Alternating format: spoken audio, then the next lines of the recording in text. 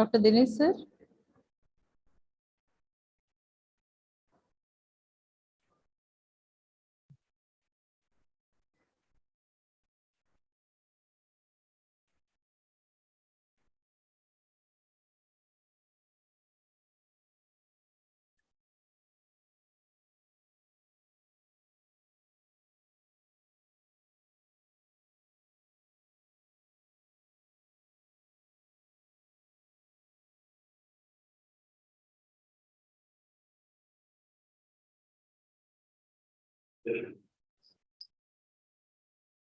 Sir, good afternoon, sir.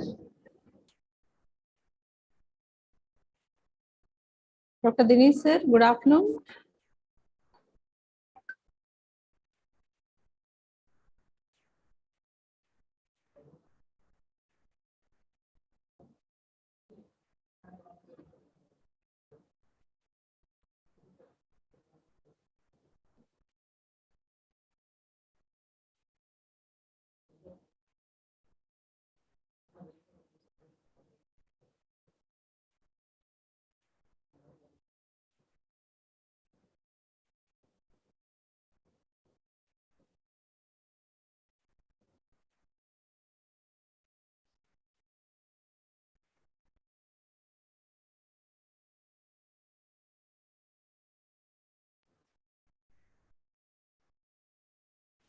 Sir, good afternoon, sir. Dinesh, sir. Your audio is not connected, sir.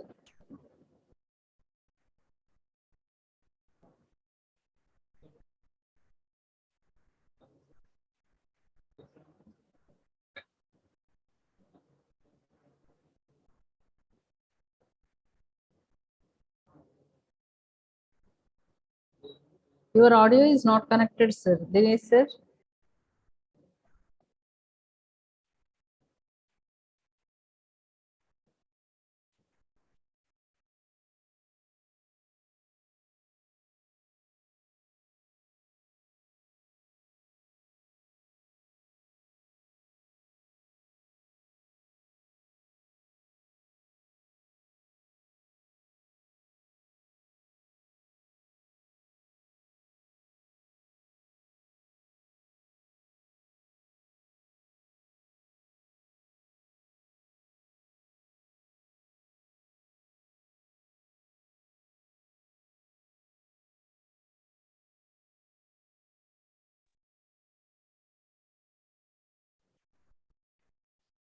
Sir, good afternoon, sir. Good afternoon. I hope my Yes, voice sir. is audible to you. Yes, sir. Now it Great. is. That's nice to know that. Right. Yes. Just we'll wait for a second, sir. Sure, Wait for no a problem. minute and then With we'll pleasure. start, sir. Thank you.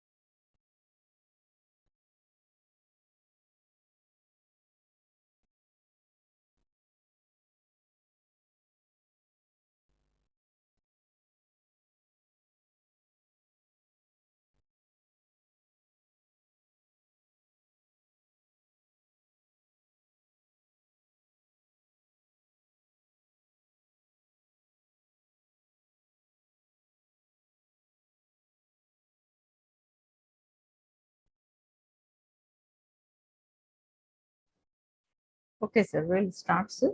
Start the session. Good afternoon, sir. Dr. Dinesh, sir.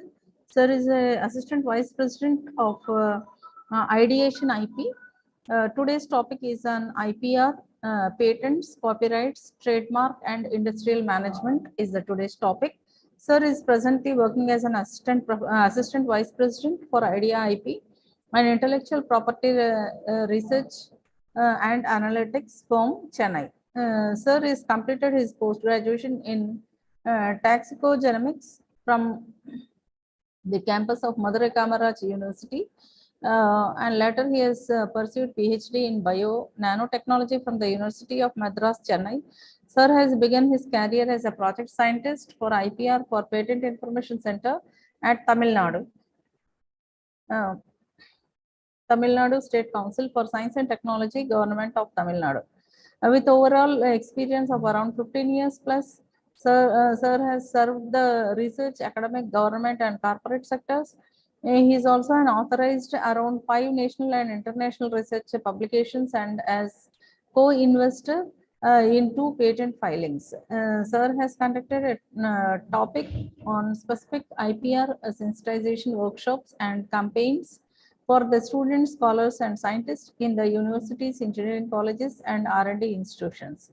Sir has provided a guidance on intellectual property strategies as well as analyzing the third-party intellectual property competitive intelligence. Sir has successfully completed the in-house in-service training at Patent Facilitating Center of Technology Information Forecasting Assessment Council, Ministry of Science and Technology, Government of India at New Delhi on IPR issues, patent database tools, innovation management in knowledge era, and IP consultancy and management division. Thank you so much, sir, for accepting our invitation and to be with us to focus on the IP related issues. Over to you, sir. Thank you so much, Professor Dr. T. Padma, for a brief intro and summary of my profile. Thank you so much. And also thanks for inviting to discuss some of the basic aspects of intellectual property rights, that is on patents, trademarks, copyrights, industrial designs, and trademark. I can say that there are a lot of components in it. So good afternoon, everybody. It's immense pleasure for me to attend this program, especially the faculty developed program, innovation, research and management. And indeed, I'm happy to present the topic of intellectual property to you all. So this is gonna be like the basics of it, like how is it gonna be useful to you for your research and for your department, and also to your students in what way that they can be sensitized. So everybody thinks that intellectual property rights is something like a very dry subject and it is very complicated. And some people may think that it is law. So it is nowhere relevant to science and technology. So that is a myth basically, because intellectual property is nothing but it's a tool that could be used for our subject specific domains. After all, you've been doing a lot of research, putting a lot of your efforts and time and these things. Now, finally, when you are getting a good output in research, the potential research outcome, so you don't know how to commercialize it. You don't know how to make use of it. So it's mere confined only for the publication. You should not get only to that pot, no, because there is much more wealth that is being now hiding in it. In what way that is going to be, and how well this intellectual property is much useful to your subject. I'm going to talk to you a few more slides in my presentation today. All right. So may I take an opportunity to share my screen here? Your co-host, sir, you can share your screen. Sure.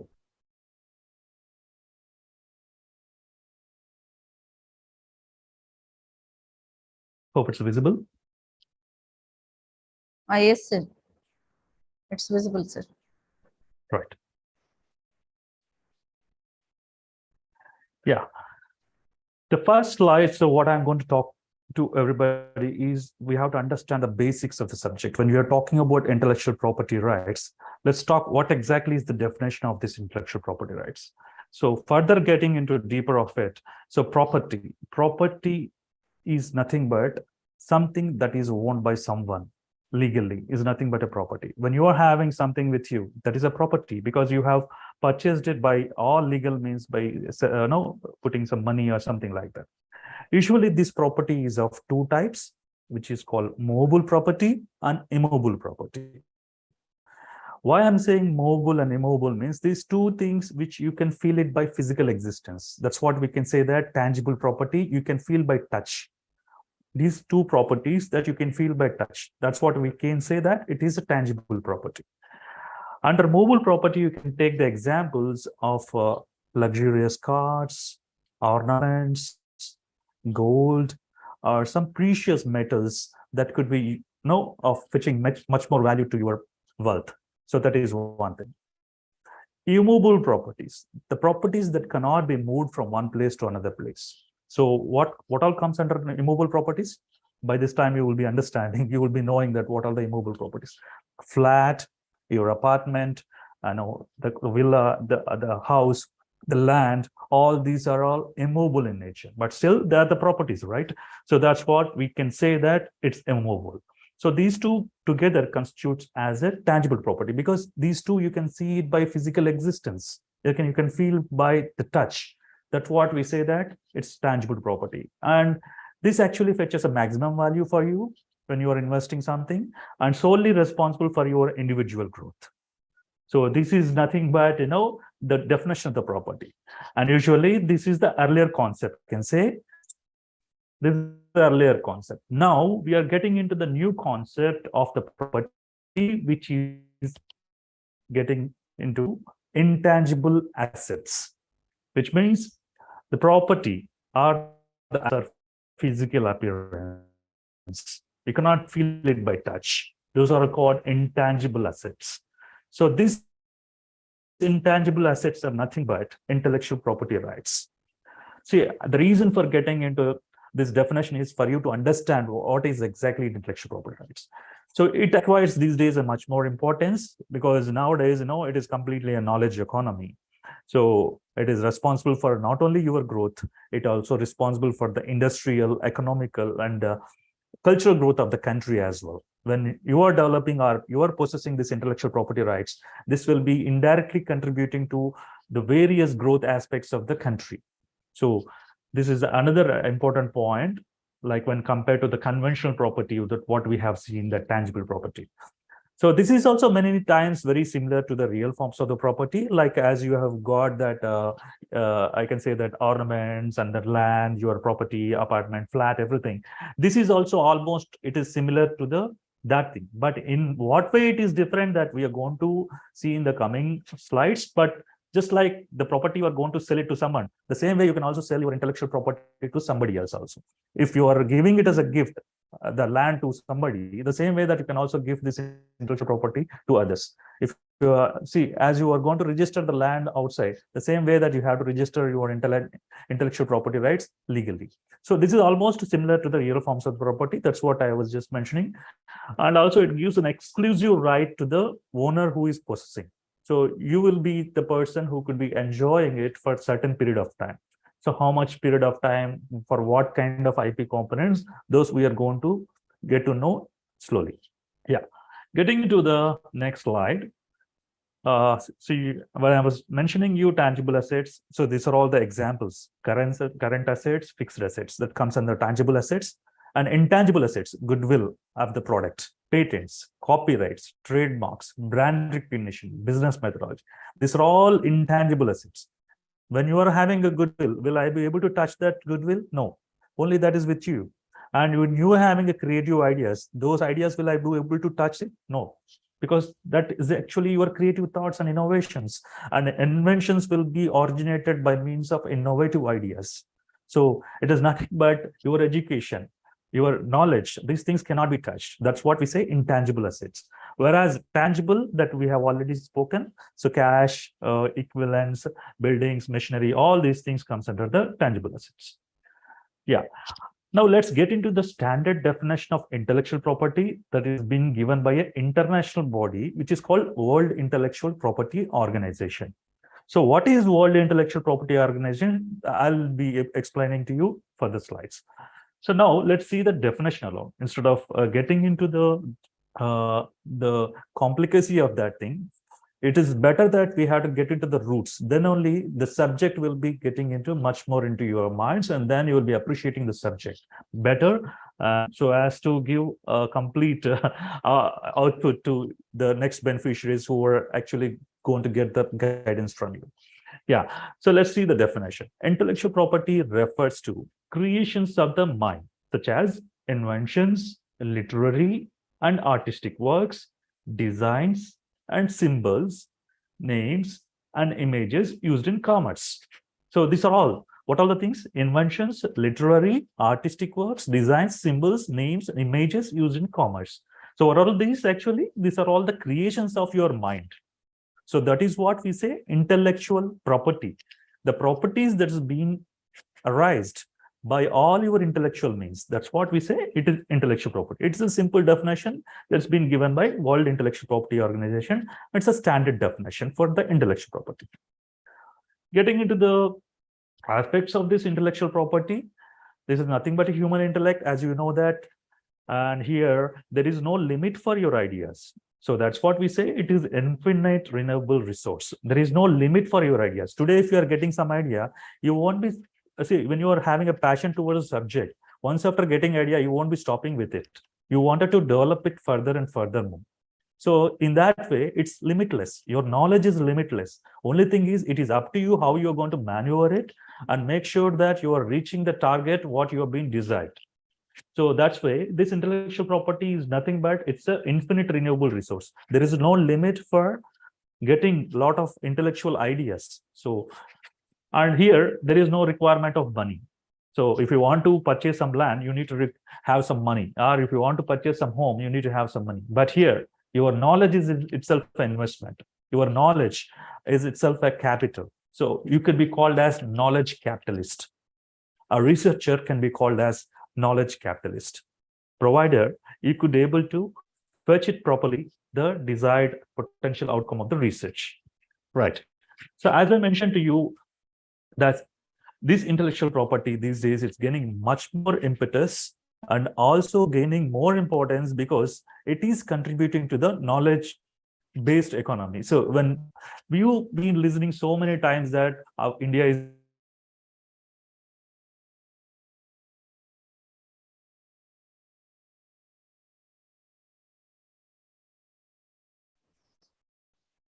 Sir, we are not able to hear you, sir.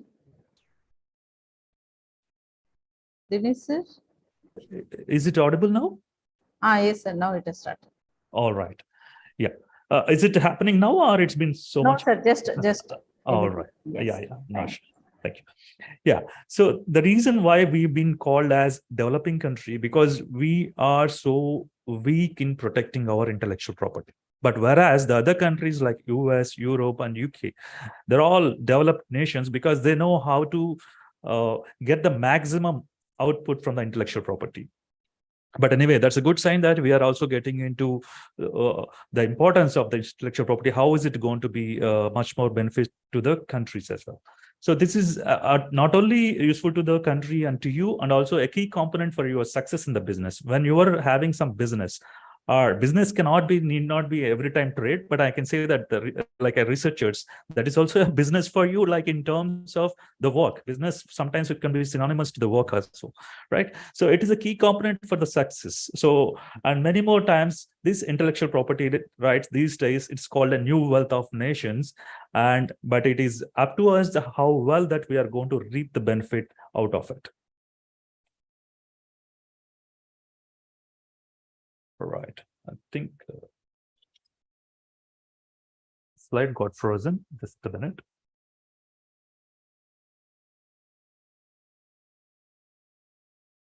Yeah. So now coming to this slide, historical context. So now, as I'm telling that in India, now only we are getting the sensitization and a lot of awareness on intellectual property, but it is not true that intellectual property rights has been arised or it's been generated recently. The concept of intellectual property rights is very old, and it's already been existing in 15th century. I can say that Venice is the first country who introduced the Venetian law, because Venice is a very important center for arts, science, trade, and commerce. Those days itself, in the year of 1474, they have come up with the law that states that anybody who is stealing the hard work and the effort of some inventor, those person are eligible to face the consequences in terms of punishment. Punishment in the sense, it could be like, some fish, like if somebody is carrying a cargo in ships and all.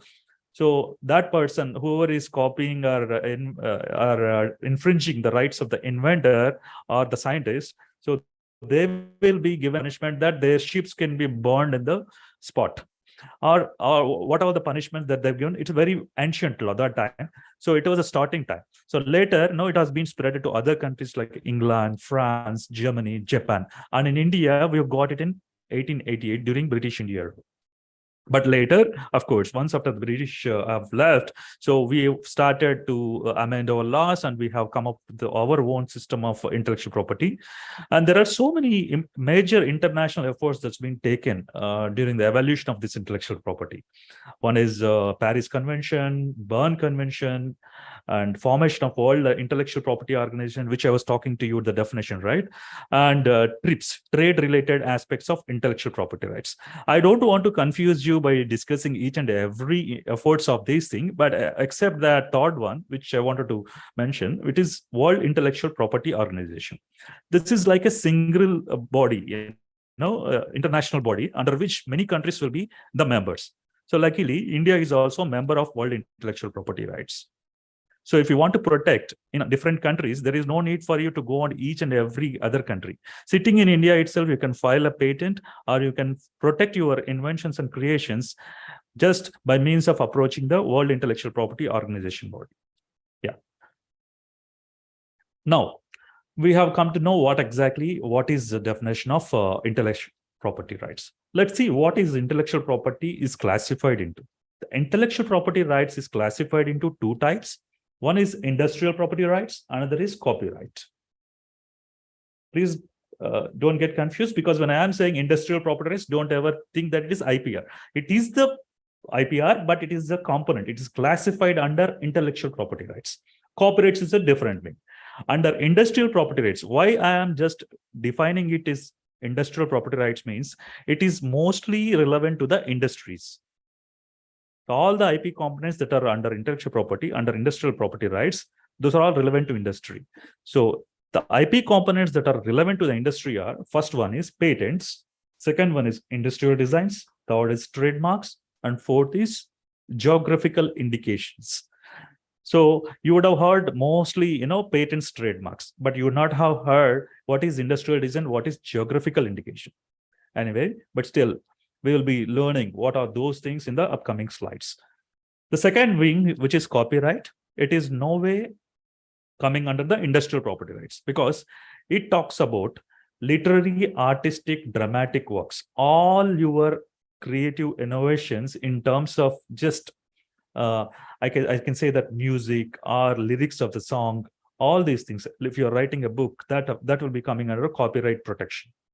So people will say that I will be writing a book, then can I protect this book under patent? No, you cannot file a patent for the book, but wherein you can get a protection only under the copyright regime. These are all innovative ideas. So these rights will be protected, all these components. Yeah. Let's see this slide.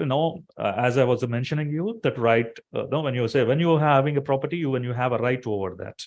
When your idea, which is as an intellect, can be translated in the form of, or expression in the form in mere paper. If you are drawing a flow chart on a paper, or if you're drawing some kind of ornamental design, that can be protected by means of copyright component.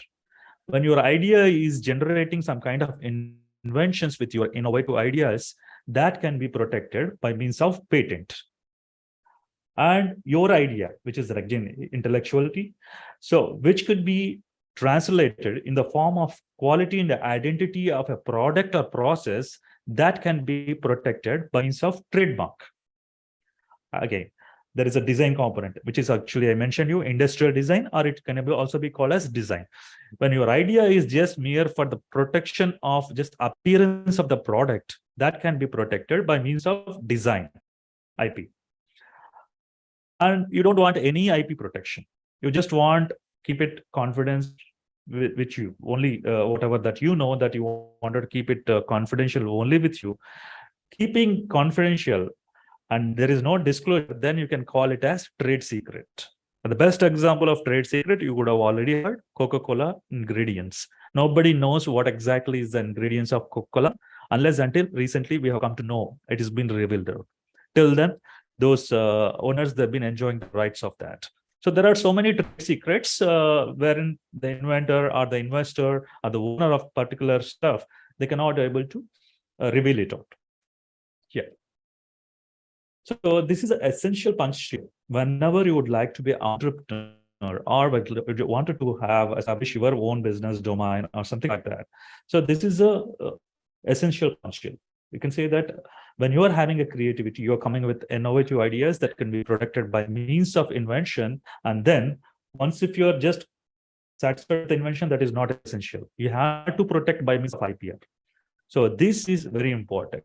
When you protect the product or process, innovative product or process by means of proper IPR, then only you will be entering into the market.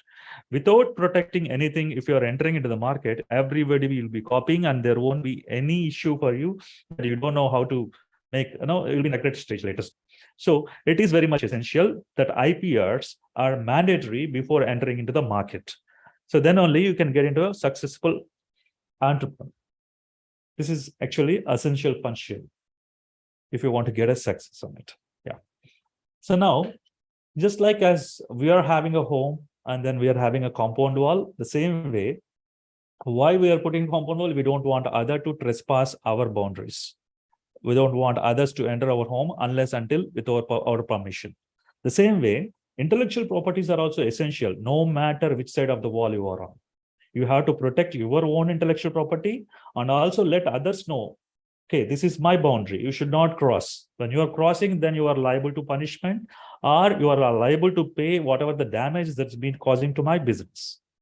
So that is what you have to give the indication.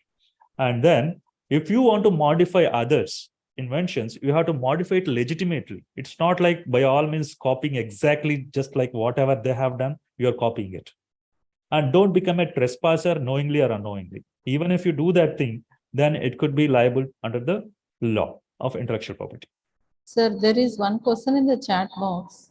Yes, please. What are the it's process? a previous slide or it's this slide? You mean to say? No, sir. General question. Yeah, please. What are the process for publication of Indian patent and design grant? Costs you are mentioning?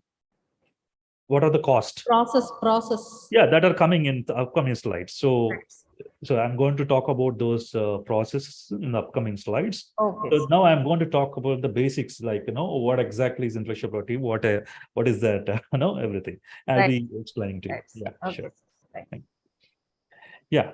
Now, first component under industrial property, right? We are talking about patents.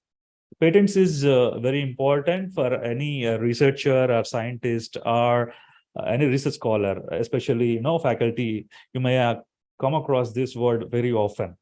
So now we are going to talk and understand what is patent, why patent, when patent, how to patent, who can file patent. All these details we are going to discuss on patent. So what is the definition of patent? Patent is also intellectual property, one of the form of intellectual property. What is patent means? An exclusive right granted by a government to an inventor for his invention. So you are having an invention, and when you approach a government with your invention, government will properly study it, whether it comes under the invention or not.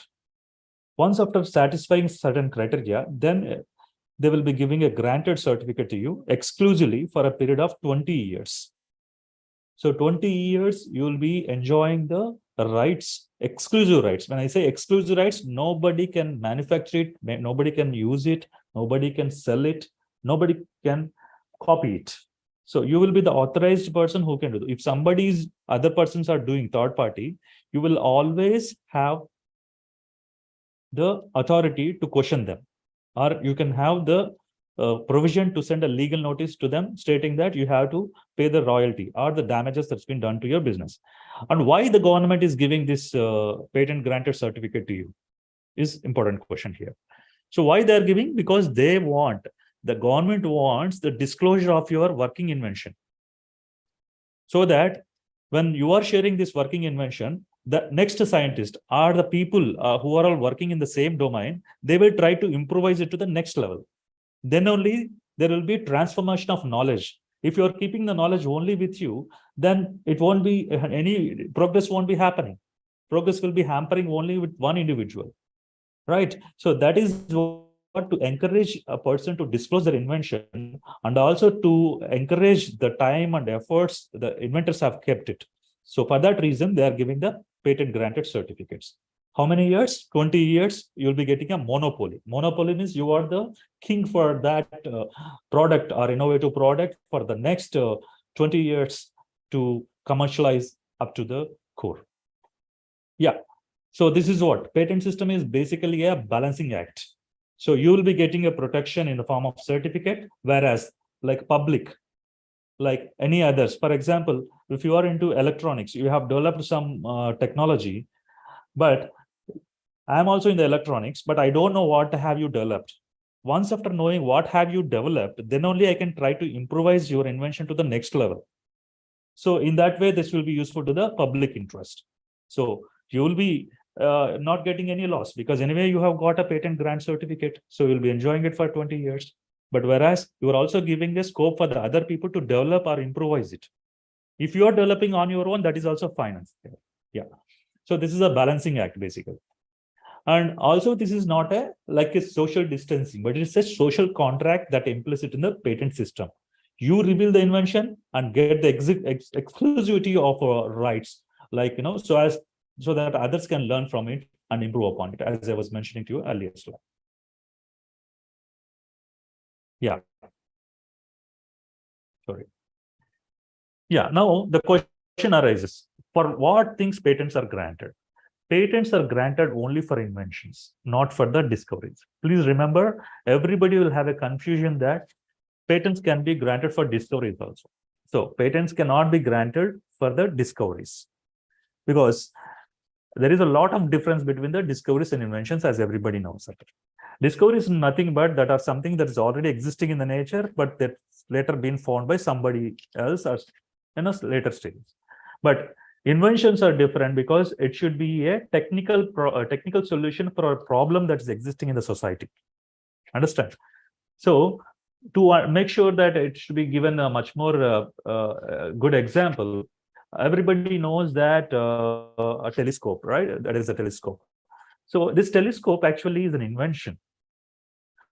This has been invented by a Dutch glassmaker, because he is just a grassroots innovator. He is not having any knowledge on the thing, but because his family is into glass making business, what he has done, he has taken a tube, and then he took concave and convex lines on the both side of the tube, and he fixed it, and he tried to see that could see that far away objects nearer to, when he is using this telescope.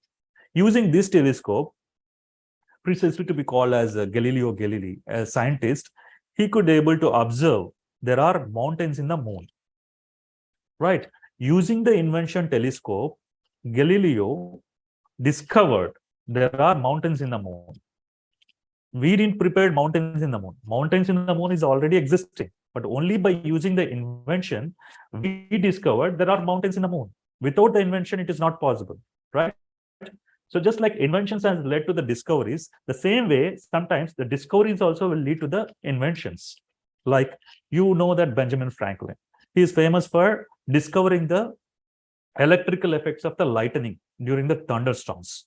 What he has done, he has invented a lightning rod that is placed on the buildings so as to protect it during the thunderstorms. If you see that there is earthing for a building, how that earthing is being made? Because it's been directly connected to the lightning rod that's been fixed on the top of the buildings on terraces, right? So as to make the building so safer during the thunderstorms or thunderbolts that have been coming during the calamities. So sometimes inventions will be leading to the discoveries, and discoveries also sometimes will be leading to the inventions. Just like that, indeed, we've been surrounded by many kind of inventions, and in fact, what is around us is invented by somebody else in the past, right? Imagine the alphabets I'm speaking, the letters, the books, the kind of ink, All these are inventions. Now I'm talking to you over the laptop or with everything, all the technology. There is a brain behind that. There is a creativity behind that. So it is been properly protected by means of a patent, right? So these are all inventions, and inventions only will be eligible to get a patent granted. And if you say that you wanted to file a discovery for a patent, you can't be getting it.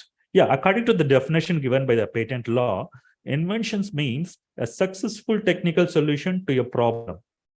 All right. And this problem can be old or new. This problem can be old or new. When I'm saying that, again, when you talk about the invention, a new product or process involving an inventive step and capable of industrial application. So please remember, when I am saying new product, new is nothing but novelty. And process, a product or process involving an inventive step. Why I'm just emphasizing these words are very much essential when you would like to file for a patent. So what are the 3 points that could be essential for filing a patent is, there are 3 criteria. One is novelty, which is new. And second is inventive step. And third is industrial application. Now let's see the novelty. So there are 3 factors that could be essential, which when you want to fulfill the patentability criteria, when you have some kind of research with you, and make sure that research is fulfilling these 3 factors. One is novelty criteria. Second is inventiveness. Third thing is utility factor. Novelty. First, let's talk about the novelty. Novelty is nothing but a newness. It should not be existing anywhere else in the world. Even if it is existing, it should show some kind of efficiency over the already existing thing in the market. Which means it should not be published in India or elsewhere. If it is published, means then where is novelty? Because if already something is there in the market, then how can you call it as a new? So it should not be existing anywhere else. Right. So it should not also be in the prior public knowledge or prior public use in India. So these are all the definition of novelty. So the first factor that should be essential. The second factor that could be essential for patentability is inventive step, or it is also called as non-obviousness. We say non-obviousness. So which means it should involve a technically advanced as compared to the existing knowledge. If I am developing something and seeing this thing, if you are developing much more advanced than the product what I have developed, that is called advancement. Along with that, it should show some kind of economic significance. When I am developing a product for 10 rupees, by seeing this, if you are developing a product with for just 5 rupees, that is the economic significance, right? And also, third point is, it should not be clear for a person who is skilled in the same art. As I'm an electronic specialist or biotechnologist, when I am developing some kind of device, just by seeing that, you could not able to copy it unless until I'm going to explain to you what exactly is the inventive step in it. Understand? So inventive step or non-obviousness is much more essential along with the novelty factor. So again, to quote a good example under this non-obviousness or inventive step feature. So what is the purpose of bicycle? Bicycle purpose is usually for transport. You can be traveling from one place to another place, right? That is the purpose of bicycle. But when I say that the bicycle will charge your mobile, it's interesting, right? So that is where the non-obviousness. How it is going to charge your mobile is a not clear question.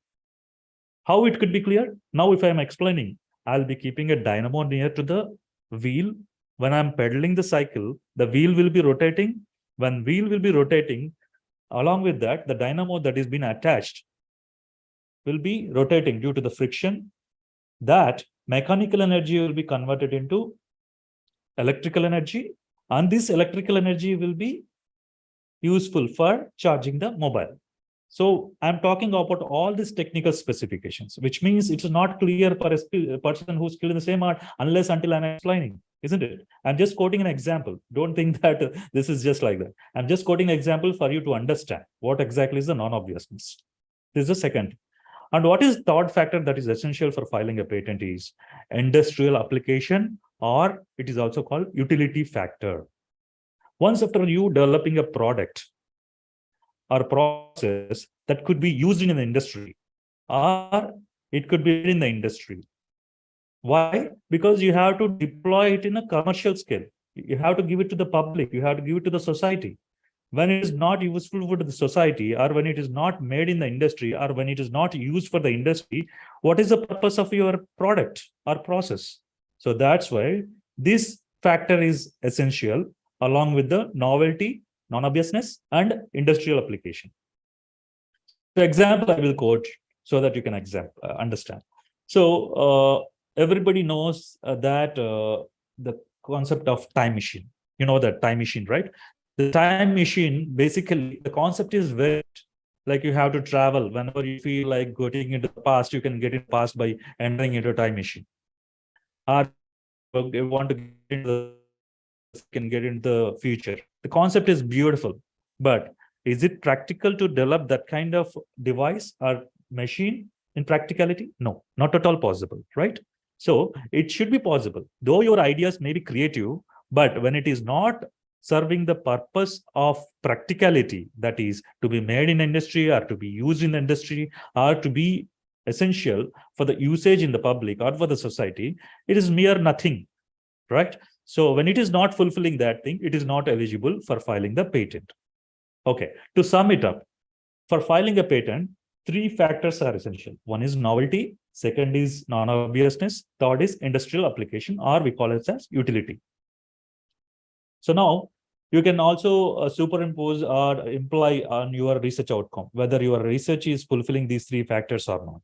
Maybe later after finishing this session also, you can check it out. Right, how to check those things also I will later let you know, but it will take a lot of time. Anyway, now I'll be letting you know what is the process that happens in the patent office.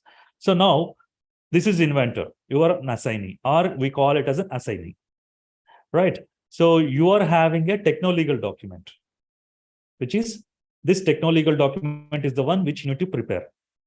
Techno-legal document is nothing but the entire working nature of the invention, technical description of your invention, our entire research outcome, what way that it is superior, what is the functioning of your product or process, everything needs to be in paper.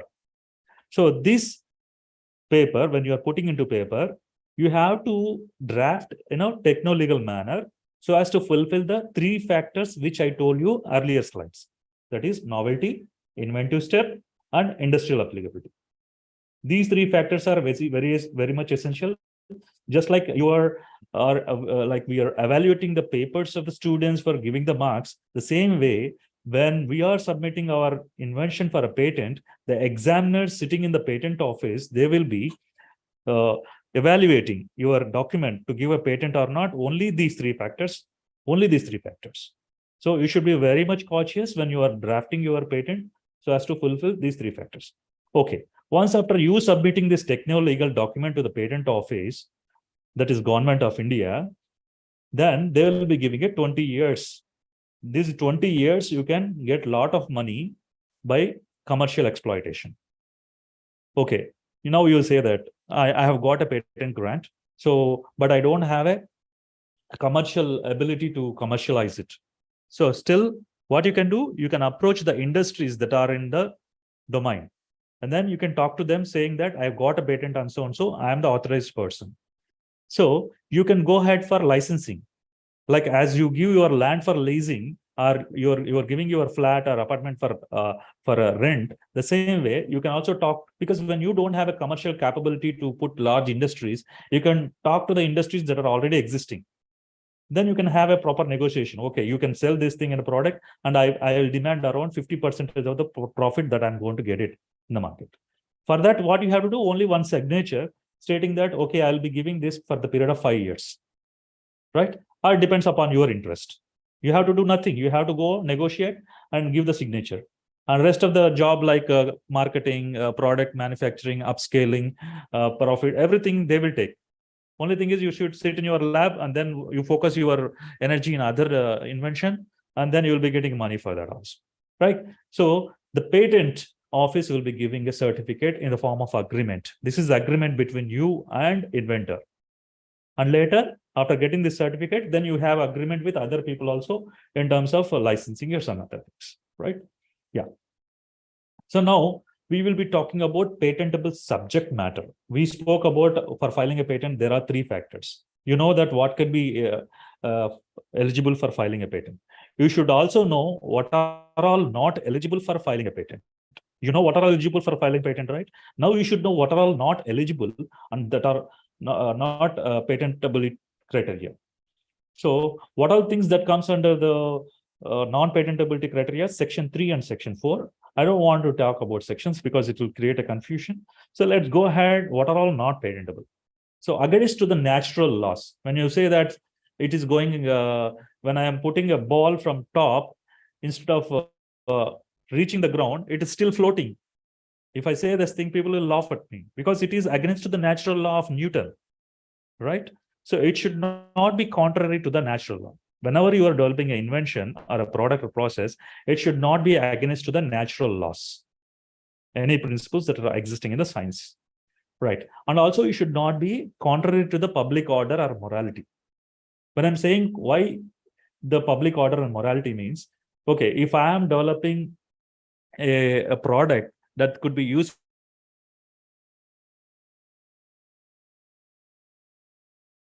that is actually against morality, right? I cannot develop a device or a product that could be causing a havoc to the public. And also, it should not be harmful to the human, animal, plant life, or health to the environment. When you are having any invention that is harmful to human, you cannot get a patent for it. So these things, why I'm talking, these things you cannot get a patent. So these are all the things that could be essential to understand what all things that you cannot file for a patent.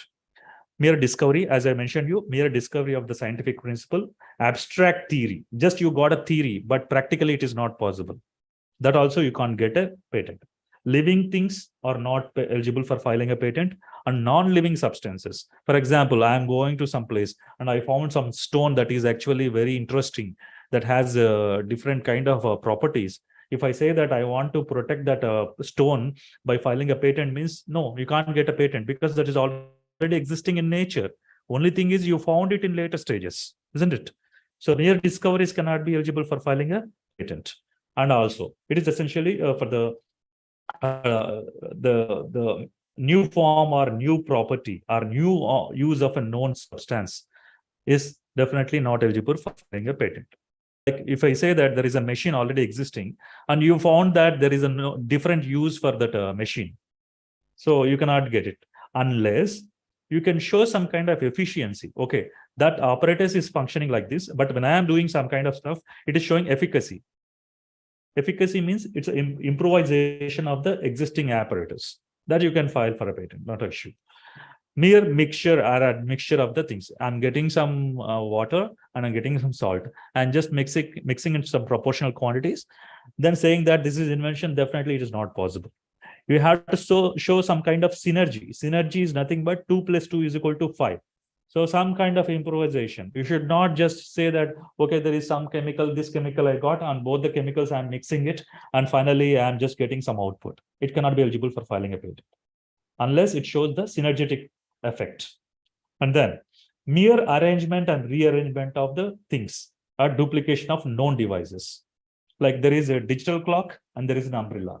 I'm just taking the digital clock and I'm fixing it to the handle of the umbrella, stating that it looks very innovative. Shall I file a patent? No, you cannot get a patent for this thing because both are already existing in the market. Only thing is what you have done is you just attach to the thing, but they are working individually. They are not working together, right? Maybe you have attached, but purpose of this thing is different. Timepiece, digital clock, and purpose of umbrella is different. But just you are attaching, you are claiming the patent, you can't get it. Yeah. And method of agriculture and horticulture. When you say that you have found that there is a method that you can get a different yield, more yield, something like that. In agriculture or horticulture, you cannot get a patent for it. Method of treatment of patients or anybody, like a method of administering a medicine. All these things cannot be, because these are all life-saving things. This life-saving things cannot be eligible under Patentability Act of Section 3. So And they're also called plants, animals, seeds, species, biological process, except microbes. Microbes can be eligible for filing a patent unless until you show some kind of genetic engineering over it. Hope if anybody is there from biotechnology, they'll be knowing that Pseudomonas pitida, which is a super bug that is being developed by Anand Mohan Chakrabarti, which is a first case, the first patent that has been granted on microbes. What he has done is he has done kind of genetic engineering to ensure that the microbe will be used to degrade the oil in the marine habitats. So this is also very much essential. So now you come to know, okay, these are all things that are not eligible for filing a patent, right? But whereas in other countries like USA, anything under the sun that is banned by man is patentable. That's what they protect everything. And then they will sell the same thing back to India, and then they will be contributing to their economy. So this is the high time that we should be knowing the importance of IPR, how to protect, and how well that our research will be used further. Yeah. So now we have seen what is patent. Now we should know why patent. What exactly is the necessity for me? That I already told you. What exactly is the necessity is nothing but you can have the exclusivity. That is, you can have a monopoly that you can make it, use it, offer it for sale, selling the invention throughout India, or you can also import it to other countries. You can export or you can import. These kind of things can be very much essential for if you're having a patent grant certificate. Yeah. So when you are coming with the invention, because it doesn't mean that you should be like a lone individual. A person should be educated, a person should be PhD, a person should be engineer. It's not like that. Anybody can file a patent. Even a person illiterate also, sometimes they may have innovative thoughts. They will come up with the innovations. They are also eligible for filing a patent, right? So a teacher can also file for a patent. So it is not only that only learned people should file for a patent. Anybody can file for a patent unless they're fulfilling the patentability factors, whatever. So now you see that this is a very simple invention, which is actually Coke tin opener. The inventor name is Phrase. What he has done is he has just filed a patent of this Coke opening, Coke tin opener. So later, he was approached by Coca-Cola company stating that since you have got a patent, will you be able to give it as a licensing? Then he agreed it. He agreed it, but what he made a smart move is he has just sought around 1/10 of the profit for each Coke tin that's been sold in the market. So imagine when I'm purchasing 20 rupees a Coke tin, then I'll be contributing 1/10 of the money what I am been purchasing to that inventor Phrase. He has done nothing. He has just developed a invention and has got a patent. But rest of the headache of marketing, supply, and manufacturing, everything should be taken by Coca-Cola. So just by this patent, he has fetched a lot of pounds. He's become a billionaire just by royalties. So it is imperative that patents can be a treasure if you are using it very well manner. And also, why these patents, when it will be, for example, I can tell you another famous one. Everybody know that Blaise Pascal, who is a famous mathematician and French philosopher.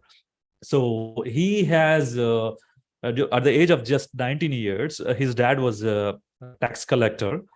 So every evening he used to see his dad collecting and counting, calculating the tax. No, it is taking much more time for his dad to do it, and he's not spending good time with him.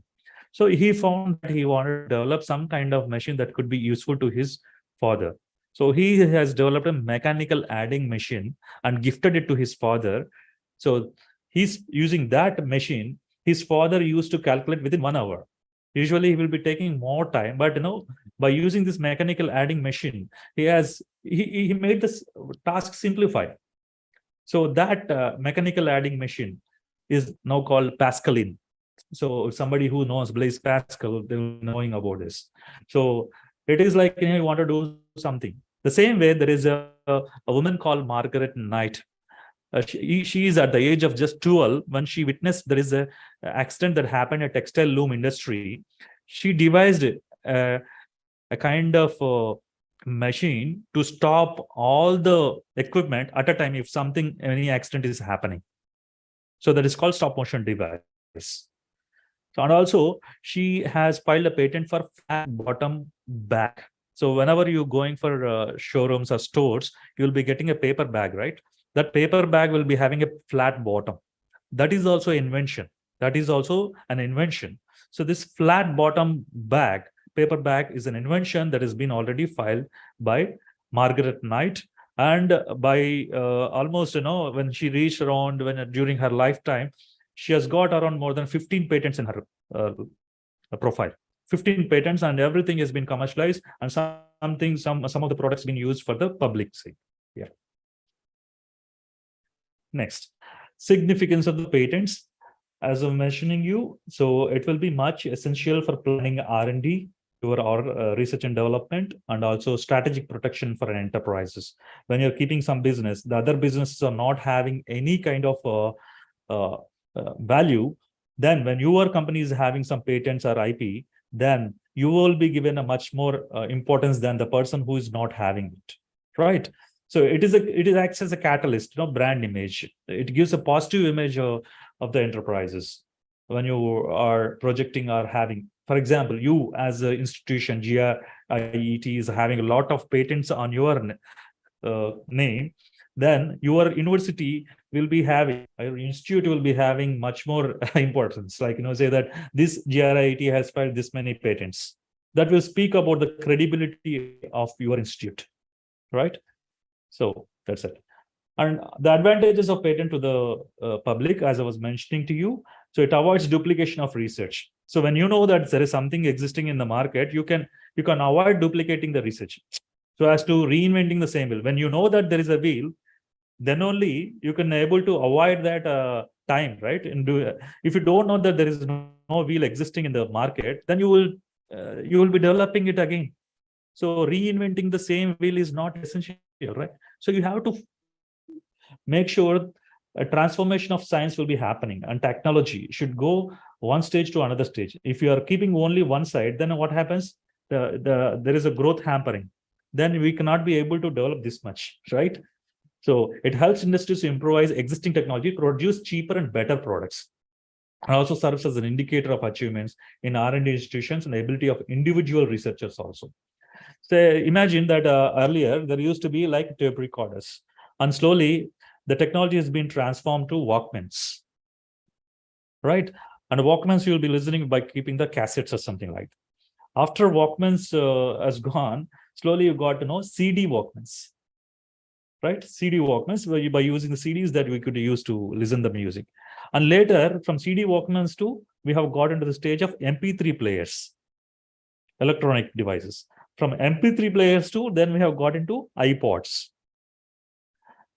Now we are into the stages of iPods. So imagine the technology has been evolved by means of proper protection of their inventions by means of patents. If they have not protected properly, then these inventions are not possible.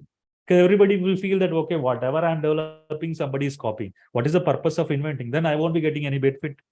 Indeed, of course, society will get benefit. But after all, an inventor who is putting a lot of efforts, hard work, throughout day and night by putting his time, if he is not getting any incentive or if he is not being encouraged properly, then what happens? He will get discouraged and he won't do anything. Though he is having a creative thoughts, he won't do anything. So patents will encourage or incentivize. Imagine, can you identify a lot of patented products are there in this desk? I can say that whenever we go to office, something like office room, for sure, you'll see all these things. But all these things are patentable and they've got a patent. Monitors, speakers, telephone, mobile, so many things. You can see that. LCD, PC speaker, staplers, stapler also. Stapler is also invention. They got a patent on that. Two-hole punching machine also is a patented invention. So post-it notes is the best example. A very simple invention. Everybody knows that post-it notes. There's a engineer called Dr. Spencer Silver. He is actually working for 3M. His job is to develop a strong glue for his company. During his R&D equipment, efforts, he found that experiment got failed. He found there is a weaker glue. He neglected it first. So, okay, I just got a weaker glue. My objective is to develop a stronger glue.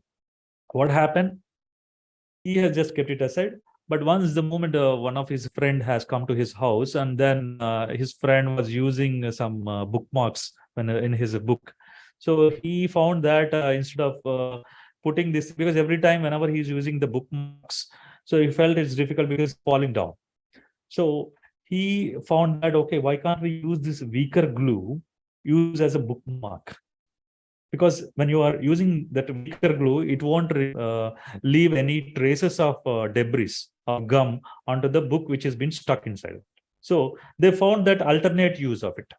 So we should not get desperate, okay, since when we are filing an invention, that is not useful. You have to find the alternative use, alternative method of how it is going to be useful for the public, right? So that way, this post-it notes is an invention nowadays, because they got much more better commercial capability. Binder clip is also invention. Ergonomic keyboards, you'll be seeing that. In this different way, there's been manipulated. And then keyboard support, computer mouse, and everything. All these are all inventions that are actually patented. Yeah. Now you have seen why to patent. Now the question is when to patent. When to patent this? Whenever you get you are ready with invention that is fulfilling 3 factors and everything is okay, then when to file up for a patent. So first and foremost thing is you identified the innovation, you identified a need that is there in the society, then you have come up with the solution, then you need to research it thoroughly. You have to research very thoroughly. Usually what we'll be doing is, as a researchers or the faculty, we will be just doing only on the literature databases, like technical literature databases, like I can say that PubMed, Google Scholar, or NCBS, or IEEE. So there are so many other technical literature we'll be searching. But you will be forgetting one point here. There is a much more treasure of information that is available in patents also. But very few people knows, and they'll be using this treasure of information when they are researching the literature.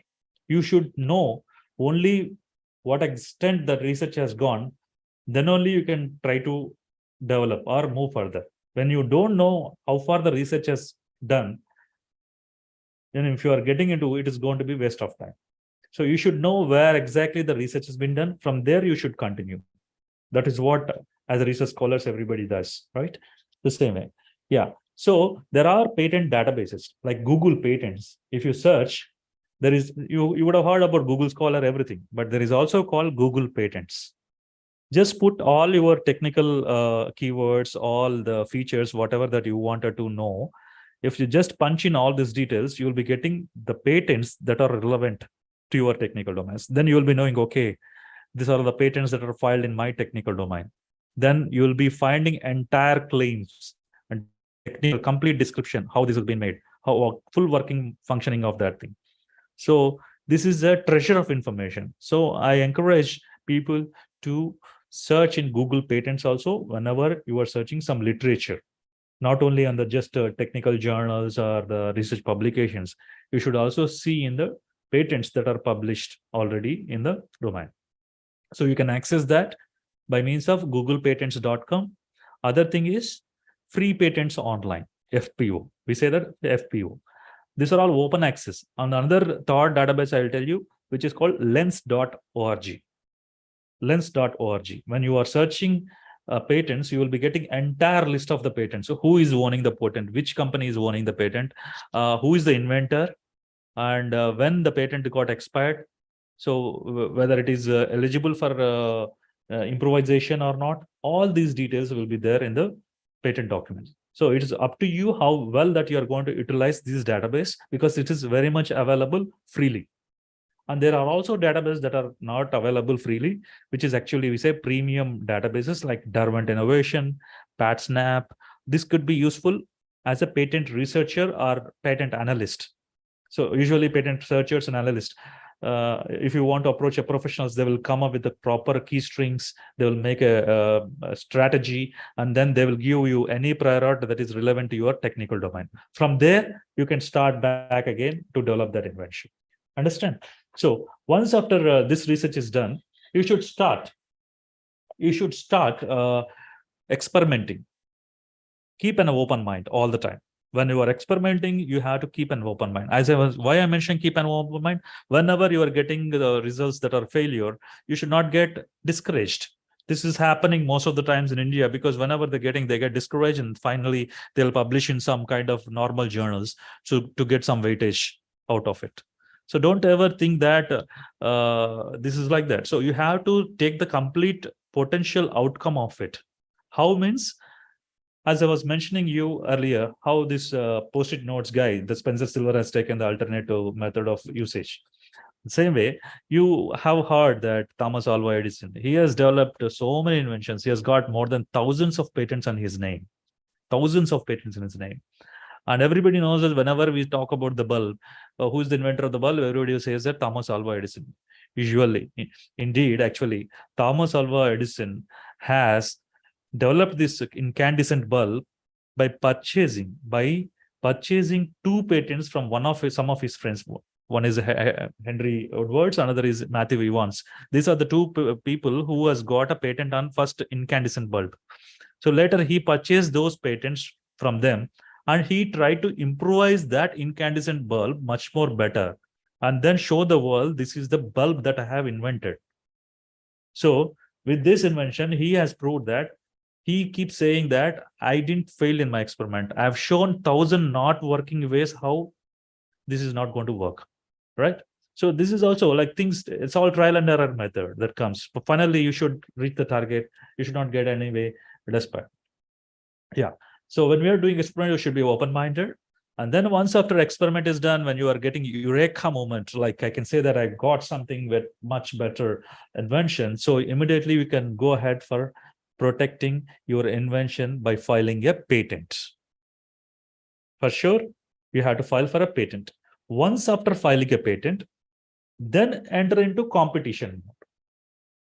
Competition is nothing but you are going for presenting your paper, or you're going to present your technology to the conference or the places.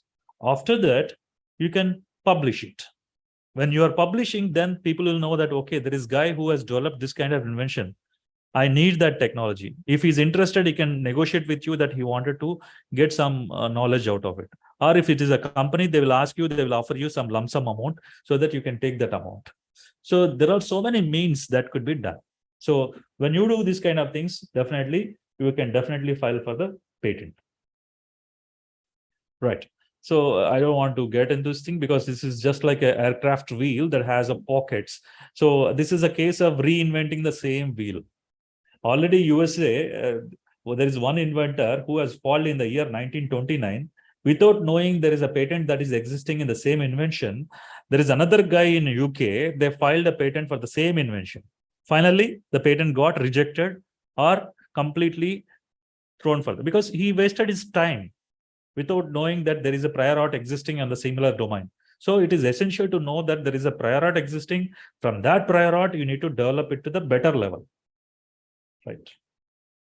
So as I was mentioning, you published elsewhere, see, imagine 80% of the information, technical information is only found in the patents. So where do secret competitor publish their R&D? Because they will be publishing their important information only in patents. Don't think that it will be available only in the research publications. It could be available in the patent publications, and you can decode and decipher those information, provided you could able to access the database what I have spelled it out some time before. Yeah, solutions found in the patent documents. So 90% is free to use. So as I was mentioning to you, all are open access. You can free to use those things. So there is no need to feel that, okay, something we need to pay money for it. All are freely available. Only thing is you need to use how best that. You can find many great solutions for free. Yeah. How to patent? As I was mentioning you, new, novelty, non-obviousness, inventive step, utility, written description, and best mode of working. These things are all essential if you want to file for a patent along with that thing. So now you may ask that. So when I was telling you the process, go and file the patent application in a patent office. There are two types of patent applications that are available. One is provisional patent application, and second thing is complete patent application. If you think that your research is still underway and it is not completed, but you are sure that you will get a complete output, good output out of it, there is no need for you to wait till the product or process is developed in your research. Immediately you can file for a patent that is called provisional patent application. We say provisional patent application. Once after filing this provisional patent application, you will be given a period of 12 months breathing period. So within this 12 months period, you can file a complete patent specification stating that, okay, this is what the output that I have got it. So don't ever feel that, okay, I'm still doing my research, I'm not eligible for filing a patent. It's not like that. When you started your research, when you think that definitely it will work out, you can file for a patent for it through provisional patent application. But make sure you have to complete that research within 12 months because you need to file for a complete patent application. Right.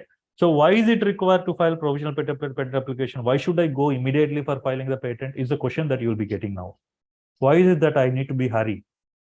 Of course, you need to hurry because in the world, definitely, maybe similar ideas will be coming for different individuals. Sitting in Hyderabad, if you have got a kind of innovative thought, the same time, sitting in Chennai, I may get a different thought and a similar idea. So when I am filing it first, then later you come to know that I have already filed, then you will be regretting. Oh my God, this idea that I already have in my mind, but I delayed in filing a patent. But whereas whoever files first, they'll be getting the upper hand. So, which means first come, first serve basis in the patent. So I will tell you a good example of this scenario. So everybody knows that the inventor of telephone is Graham Bell, isn't it? Graham Bell is the inventor of telephone. Do you know that there is another inventor called Elisha Gray? Yeah, of course, he is there. He is the person who actually developed the invention of telephone also. But the thing is, just 3 hours before Elisha Gray, Graham Bell went and submitted his application in the patent office. So now we conveniently remember the inventor of telephone, Graham Bell. We forgotten there is other person called Elisha Gray who also have invented the telephone. Why means? Because officially he is in the books of the patent. But whereas Elisha Gray didn't got a patent on telephone because before Elisha Gray, Graham Bell has claimed the invention. That means first come, first serve basis is important. So provisional application will be serving to know that you have first come and you are the first person authorized to get the patent. So it's not essential that every time you need to file a provisional application. You can also file a complete application when you think that your patent, your research is already completed. When your research is already completed, you can directly go ahead for filing a complete patent specification. Imagine when you file for provisional, 12 months period is must and should to be followed. When you miss that 12 months period, then you'll be losing the patent abandoned state. That's it. Right. So now there exactly, what happens once after submitting the complete patent application in the patent office. Once after submitting the patent application patent office, it will be published in the Patent Gazette Journal within 18 months after filing the date. Right. Within 18 months is the period that will be taken for the patent office to publish your invention in a Patent Gazette Journal. So from then onwards, you can start projecting your invention as patent pending. You should not say patent granted. You can project, you can keep a tag of patent pending tag. So that, you can give indication to the people that you already protected so as to avoid others, to copy your invention. So after 18 months, after 18 months, this will be published. Once after the publication, there is a process called examination. So that examination, you need to request. If you are not requesting for examination, it will be not considered. So within 48 months from the date of filing your application, you need to request for examination. That is called the examination process. Once after the examination is done, you will be submitted a first examination report. This first examination report will consist of all the objections that are raised by the examiner, and so as to make you to understand why the patent is lacking certain criteria. So by reading those things, you can comply or satisfy the examiner's observation and resubmit it, stating that, okay, the prior art, whatever mentioned by examiner is different, but my technology is talking about this thing. I request the learned examiner to look into and grant the patent. So this way that needs to be communicated. So when you give these things, so if the examiner is getting satisfied, of course, he will give a patent grant to you. Bingo, that's it. You can go ahead very much that you got a patent grant on the technology. Right. So this happens in the patent process in India. For example, if you want to file patent in other countries, because you know that one good fact here, because patents are not valid throughout the world, only for the territorial in nature. For example, when you're filing in India, only you seek protection only in India. When you are filing a patents in other countries, respective countries only you will get. So they are territorial in nature. So you should get a patent rights from various countries. For example, when you want to commercialize your invention in another country, you need to get a patent grant or approval from the country what you've been seeking, US or Europe or anything else. So now, when you want to file international application, what you need to do is you need to go ahead through PCT route. PCT is nothing but Patent Cooperation Treaty, which is under WIPO, which I spoke to you, right? Already, World Intellectual Property Organization is a single body umbrella under which many countries will be part. India is also part. So sitting in India, you can file PCT application, and then you can claim what are the countries that you wanted to file for the patent application, right? So this way it is. Yeah, I spoke to you already what is provisional application. To establish the earlier priority, examination process does not begin, and clock does not start running on lifetime, has a simpler filing requirement. And also very low fee only. Everybody thinks that, when you file for a patent is very costly.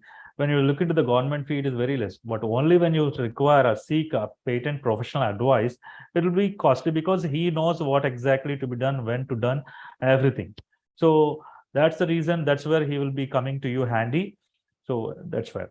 So this is actually what not to do when you are filing. So you should not publish. Usually what happens in the academic and research community is that we will be tending towards publication immediately because we want to get some impact factor for ourselves.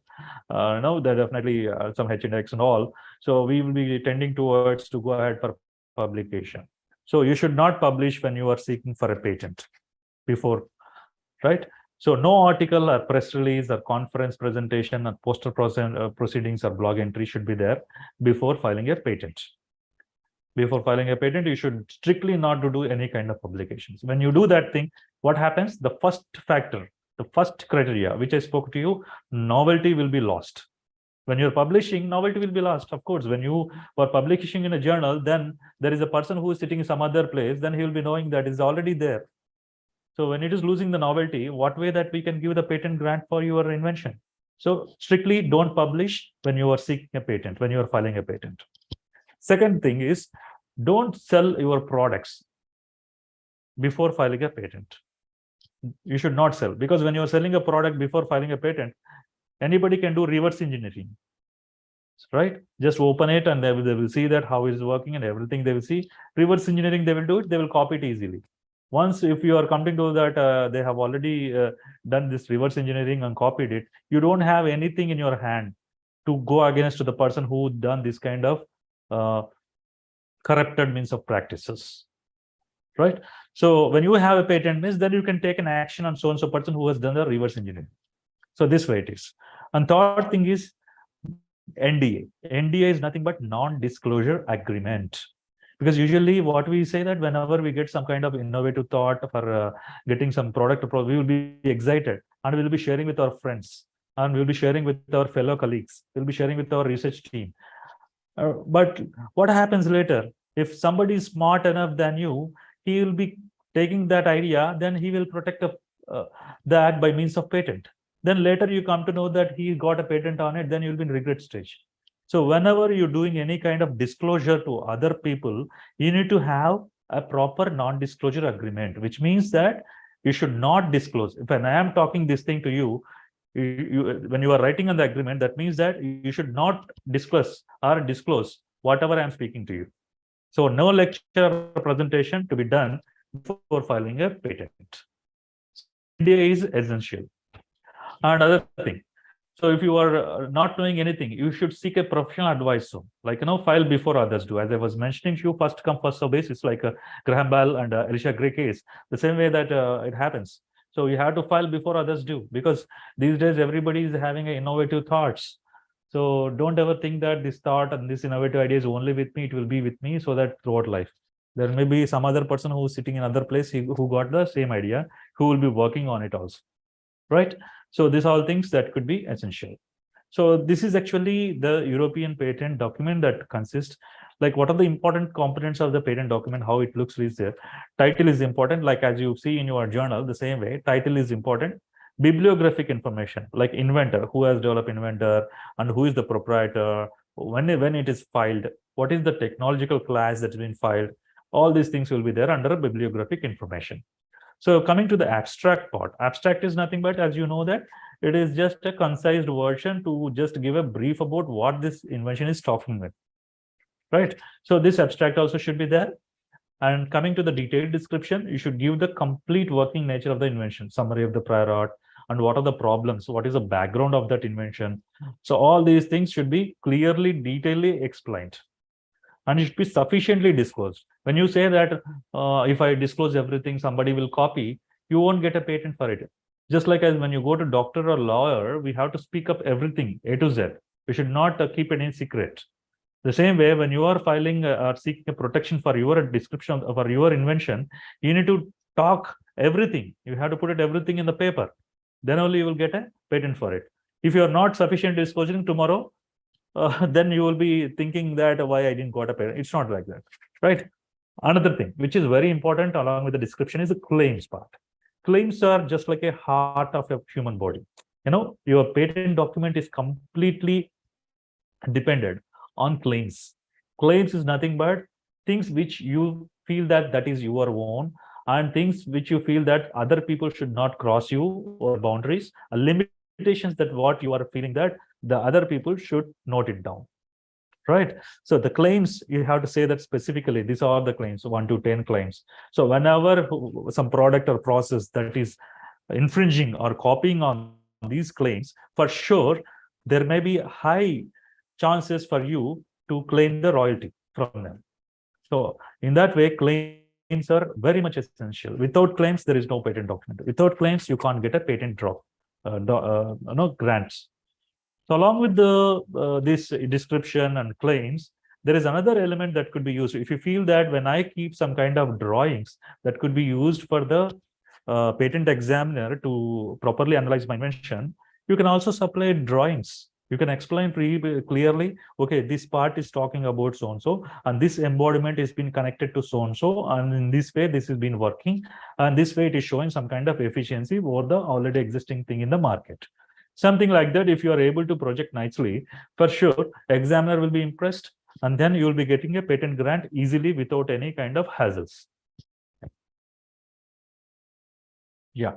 So what are the parts I already mentioned you, that application specification and claims. I told you, right, already in the previous document, specification is nothing but the complete description of the invention, which includes everything. And claims is nothing but it defines the invention being protected, right? That's it. And this is actually how the certificate of grant will be in USPTO, United States I can say that the United States of America, USPTO is nothing but United States Patent and Trademark Office. So it looks like this. And this is just like the document that's been filed. That is European one, which I have shown you. So there is a famous saying that states, the only thing that keeps us alive is brilliance, right? And the only thing protecting our brilliance is our patents, right? You needed to protect your brilliance also. When you don't want to protect your brilliance, then you are nothing. in the world. Your brilliance need to be protected by means of patent. Right? The same way, like I want to tell you an example here. There is a famous sculptor called Leonardo da Vinci. You know that, right? You would have heard it. So this guy is not only a famous painter or artist or sculptor. He's also a very good scientist in terms of knowing the working mechanism of various devices like uh, flying devices, like parachutes and swimming gear. All these things he has just drawn all these parachutes and swimming gear and all these things like scuba diving, all these things. So how he has done is he felt that the moment when he is putting everything, somebody is stealing. So he has come up with his own way of protecting mirror writing. His own handwriting, he was just doing with mirror writing so that people should not understand what he is writing. So it has taken so much of efforts and time, so much of time and efforts has been taken to decipher the code of Leonardo da Vinci to know what exactly he has are hidden in the drawings of his inventions.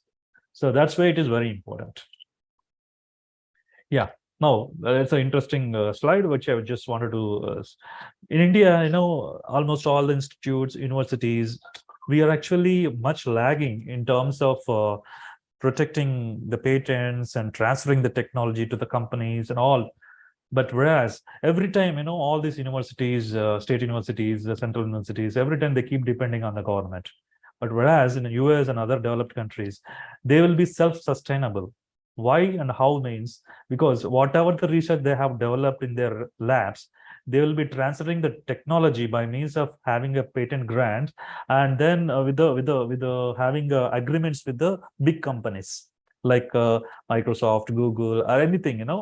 So these kind of big companies, they will be having a tie-up with these kind of universities. They'll be willing to take the technology from these universities through the technology transfer offices or the patent cells in their offices. So through that, they will be getting the money. The companies, the big companies will be funding the research. The big companies will be funding the running of these organizations that are situated in the universities. So in this way, they are self-sustainable. The researchers sitting in these universities, their job is only to come up with ideas and do the solution, come up with the solutions for the technical problems. But whereas the company's work is to commercialize it, to get the money from the public, and then they will route that money to these universities. So now you see that cashed in equity, running royalties, so much running with royalties. You can see that through licensing, so many. Now why we are saying that MIT, California, all these universities on top list, because they are being run and they know how to commercialize their invention. They don't want to depend entirely on the government. They will be depending on their research, and they will be depending on the money that is being licensed to the companies. Yeah. And this is actually the business world where how is it going to be? So these are the companies that you could have heard like Toyota, GM, Honda, Renault, Daimler. So they're having the patents. Imagine it is not just one or two patents they're having. They're having thousands and thousands of patents. And it is a bread and butter for them because they will be very much serious on these aspects. They don't want to enter into the market without properly protecting their each and every part of their invention. For example, if any car is being entered in the market, do you think that the Toyota will be just entering into the market by releasing, okay, we have found some car, we are releasing a car, this in the market? No. You just observe that car, the kind of each and every detailing, the design of that car, the lighting of that car, the tinted mechanism, the seating mechanism, everything, each and everything is being filed by a patent. That's why you have to pay so much of money, when it comes to this kind of luxurious items, because that amount will go to the companies who has got a patent grant on it. And of course, they have done R&D. So those R&D, they are deserved to protect. They have invested billions of dollars so as to come out with this kind of products. So to protect those products, they need a kind of have a legal mechanism. That legal mechanism, nothing but a patents. So it creates an image. Like sometimes when you say that so-and-so university is having so many patents, then a candidate who is appearing for entrance examination, he will think that, okay, it's better that I can go and choose that university. because that university is having a lot of patents, which means when a lot of patents means a lot of research is going on, isn't it? So that creates an image. And it also commands respect to the bargaining table. When two universities or two people are sitting, when I am having PhD and another person is not having PhD, but still he's much more potential in terms of having patents, he will be given much more weightage than the person who is having. Understand? That much important the patents speaks about. It also reflects the culture at the ground level, and it's a hallmark of global powerhouses. So that's where. Yeah. So this is Toyota. Toyota's founder is actually Sakichi Toyoda. Imagine in his lifetime, he himself acquired 84 patents. The founder himself acquired 84 patents. It's not a company I'm speaking. Founder himself has got 84 patents. And on the name of the company, he has got so many thousands of patents. I already shown you the slides, total number of patents, right? Right. The same way, this Honda. So it's a Honda, founder of the Honda group. He has got 115 patents, and his company has got 97,000 plus patents. Yeah, Sony. Sony is also best brand. Hope you know that. And they have got this many, imagine 20,000 plus worldwide patents they do have. So which means it is like India is blessed with a lot of manpower. We do have population, but we are not leveraging up to the extent, because the thing is, we are weak in protecting our inventions. We are very good in our intellectual thoughts, but we are just outsourcing to other countries. They'll be going to other countries, they'll be working for their companies. So when you know the importance of IPR, you know how to properly protect it, you can contribute to the economy of your own country. What happens is here, out of excitement, we will just publish in patents, publish in some journals. Then by seeing the journal, some other person sitting in some other country, he will find it interesting. He will modify it bit slightly, and then he will file a patent in his own country. After filing the patent, he will develop a product at commercial scale. He will sell that commercial product to India. When it's been sold in India, we are contributing by purchasing it. That money will go to that country. So we are contributing to the development of the other country, isn't it? Instead, if you are contributing to India by our own means, by having a proper patent regime, that could have been, by this time, we could have been a developed country. So IPR is actually directly relation to and directly proportional to the economic development of countries. Hope this needs to be marked on. And especially the researchers, the faculty, the professors, they need to play a pivotal role to sensitize their students and to motivate them and inspire them that they should do these kind of things. Yeah. So now, okay, fine. Sony is having so-and-so patent. Samsung is having so-and-so patents. Now, they are actually thinking the technology what Sony wants is with Samsung. And Samsung is thinking that the technology what Samsung wants is with Sony. What they will do, they will just go ahead for negotiating and stating that I will give this thing to you and you give this thing to me. Like mutualism, give and take policy. Licensing, if Sony asks that I want a chip that's been manufactured in Samsung, okay, I will give this licensing to you. And if Samsung seeks some kind of lens or electronic device from Sony, they will give. It's called cross licensing. We say that it is now a new trend that is signaling, because instead of fighting every time, like usually you'll be seeing that Apple and Samsung will be fighting all the time in the courts for the patented technologies. Like you've got to seen that swipe to unlock. On the mobile, whenever you want to unlock your mobile, there is a swipe to unlock mechanism, right? So that is also patented. There is a big fight happened between Samsung and Apple, and finally Apple won it because they have produced evidences, like substantial evidences proving that it is the authorized version of that. So this is much more essential, because it's not simply stealing. Once the moment stealing, knowingly or unknowingly, if you're copying, also you are liable to pay millions and millions of dollars as a damage for the company where you are infringing the rights of the patent. Yeah.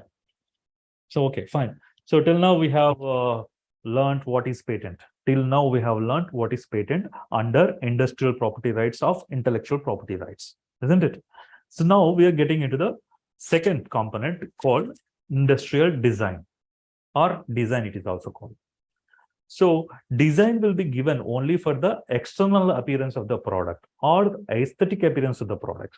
It doesn't talk about any technology. It doesn't talk about any technical know-how. It doesn't talk about any non-obviousness. Only thing it is talking is only on the appearance of the product. It could be 3D or it could be 2D. Right. So, for example, you are sitting in front of your system, right? A laptop, or it should be a desktop, or some people may be holding their mobiles. So, when I'm sitting in front of the laptop is having a certain design. The configuration is just like it is in a rectangle shape. And this rectangle shape has the grooves, and there is a placement for keyboard, and there is a placement for mouse, and there is also a kind of hinge mechanism so as to fold the screen, right? And also there are some kind of ports, like as I was mentioning you, a HDMI port and USB ports, everything is there. And it is sleeker in nature, right? So entire design that is visible to your eyes, that can be protected by means of design. Here, don't get confused with the patent. Patents will be granted only for the technical know-how, invention, all these things. Here, you are only protecting the appearance of the product. Don't talk about what is present inside the laptop or inside the mobile. Only the appearance of the product I'm talking. So this appearance can be protected by means of design IP. So this can be 2D, 3D, as I mentioned you. So look at it. So let's take the example of Apple again. Apple has released a first product of iPod in the form of Shuffle, isn't it? It is having a very less memory. I can say 2 GB or 1 GB. So with that, you can listen songs by keeping headphones. And later, they have increased the capacity, and they have just made sure Nano, Apple Nano. The second version, what you are seeing is Nano. After small one, there is another one, right? That is called iPod Nano. So very slim in nature.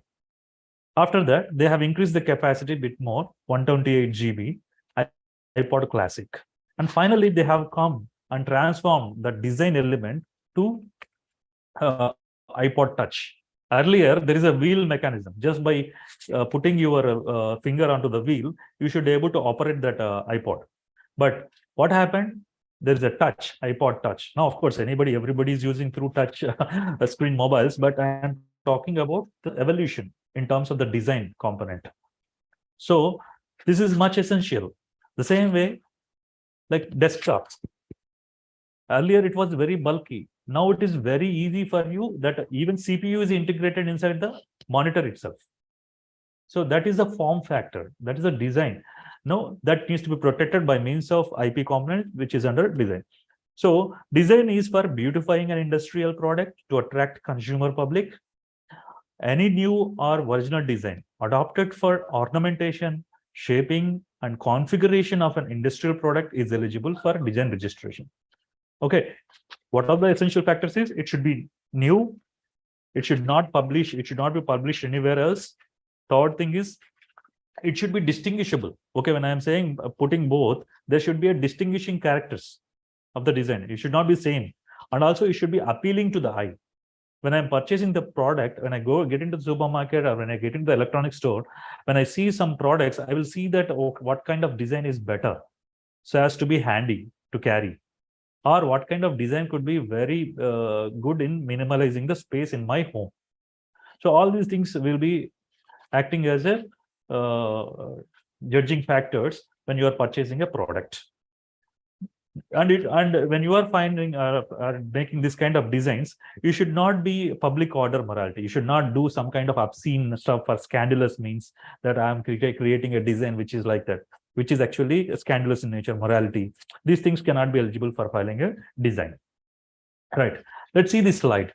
You can see this slide. 1976, how the Apple computers are there. And then in 1977, they have come up with another box kind of stuff. So imagine the evolution of this technology, the form factor of design, how it has been evolved. 1983, it was like that. 1984, it was like that. And finally, imagine 2009, we are using iMac with a completely slim and sleek nature and the kind of mouse and completely wireless, that too. There is no wire also. So completely, this kind of evolution that will be happening. And also it is also mandatory for the companies, they have to keep on doing the R&D to impress the public so as to get good commercial output. And also what public wants sophistication. Public wants a comfort. Public wants a kind of usage in style. Public wants some kind of luxury. Some public wants sometimes of utility value for it. If I am given that there is a desktop that I can carry from here to some other place every time, I cannot keep carrying the desktop. That's the reason there is another kind of solution in terms of laptop. If nobody haven't felt that the portability nature is important, nobody could have developed laptop. Okay, let's confine only with the desktop. So there may be essentiality, necessity of the necessity is mother of invention. It's a usual saying. When you got a necessity, then only it will lead to the invention. Necessity is important. Yeah. So on these industrial designs are of great commercial value, because the shape or configuration of the article can often be a greatest selling point. I was telling you that when you go to electronic store, when you are seeing that two designs are there. One is two TVs. Let's say that two TVs. One TV is having a bit bulky nature. The other TV is having slim in nature. So what will you be purchasing? If there is a difference of cost is very minimal, then definitely you go for purchasing the slim and sleek TV only, isn't it? The same way, the design determines the selling point here. When companies are competing at equal price and functionality, design is the only difference that matters. Product value enhancement through innovating new designs, because it has to be. Ranges from shape of product to packaging. Now, just now I was talking to you only on products, and also packaging also important. When you go to supermarket and purchasing some provisions, packaging matters. When the package is not good, you will not be purchasing. You feel doubtful on it. Why? It seems to be a weird packing, and maybe it is good or not. I don't know. It could be a duplicate product. When packaging is imperfect, inside the product is not good also, sometimes you will be purchasing, because the packaging also determines the selling point.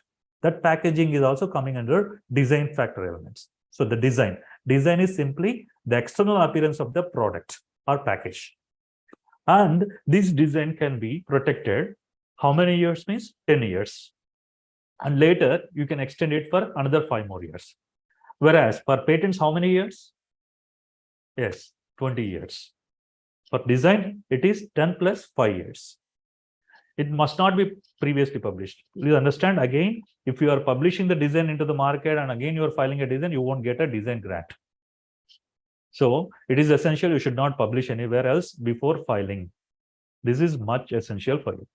And period of time also I told, validity period for patents is 20 years. And design, it is 10 plus 5 years. Yeah. Look into this section. Like these are all the products that are already design registered. The toothbrush, what you have been using everyday basis, that is actually design registered. And the wallet, that has been design registered. And the brush, that is it's already registered. You know, all these sandals, the iron, the refrigerator, the flower vase, the scissors, the pen, timepiece, all these are actually protected by means of design. Your pharmaceutical products. You may be thinking that injections, pills, these things are not protected by means of IP. No, they are protected by means of IP. The syringes and the sanitization, automated sanitization, and these kind of things, already registered by means of proper design. Yeah, textiles, ornaments, diamonds, diamond cuts also, different kinds of diamond cuts will be there. Inside there will be a specific design could be. That designs, if you feel that that's completely new and original in nature and it is not published anywhere, then definitely you will get a grant for design also. Yeah. So we have finished patents, design. Now the third components we are going to talk is trademarks. Trademarks is nothing but any word, name, symbol, or device, or any combination used or intended to be used in commerce or business to identify and distinguish the goods and services. So whenever you are putting a business, you will definitely have a name. That name should not be an easy name. I mean, when I'm saying easy name, it should not be generic in style. Generic in style means like some people keep some goddess names, some gods names, and some adjectives like super, super coffee or best coffee, this kind of names, these are a generic in nature. There is no much of use. You understand? Whenever you are putting or establishing a startup or enterprise or being an entrepreneur, so what you need to do is you need to think of an innovative term so as to spell it easily and should be completely entering into the. Why these trademarks are important means over the period of time, the quality of the product, the quality of the services that what you are offering to the public that already entered into minds, they would have acquired the goodwill of the customers. So all of a sudden, if somebody is copying that goodwill and public is being misled that other person is doing that thing, so they'll be losing the services or products what the authorized person is to do, right? So to make sure that is to be avoided, trademarks are in the picture, and trademarks are actually to be a brand identity. Basically, you are having a GRIET. Your institution is having GRIET. You are having a logo. Why are you keeping a logo? So as to make sure that okay, this logo is specific to this institution, and this institution will be recognized based on this name, GRIET. And this is actually service-oriented business or service-oriented kind of work.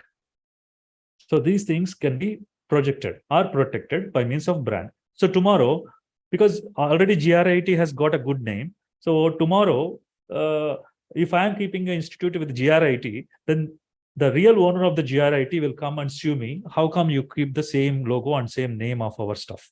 You should not keep it because we are the authorized people. Then I will ask that where is authorized stuff? Do you have any registered certificate on the logo or something like that?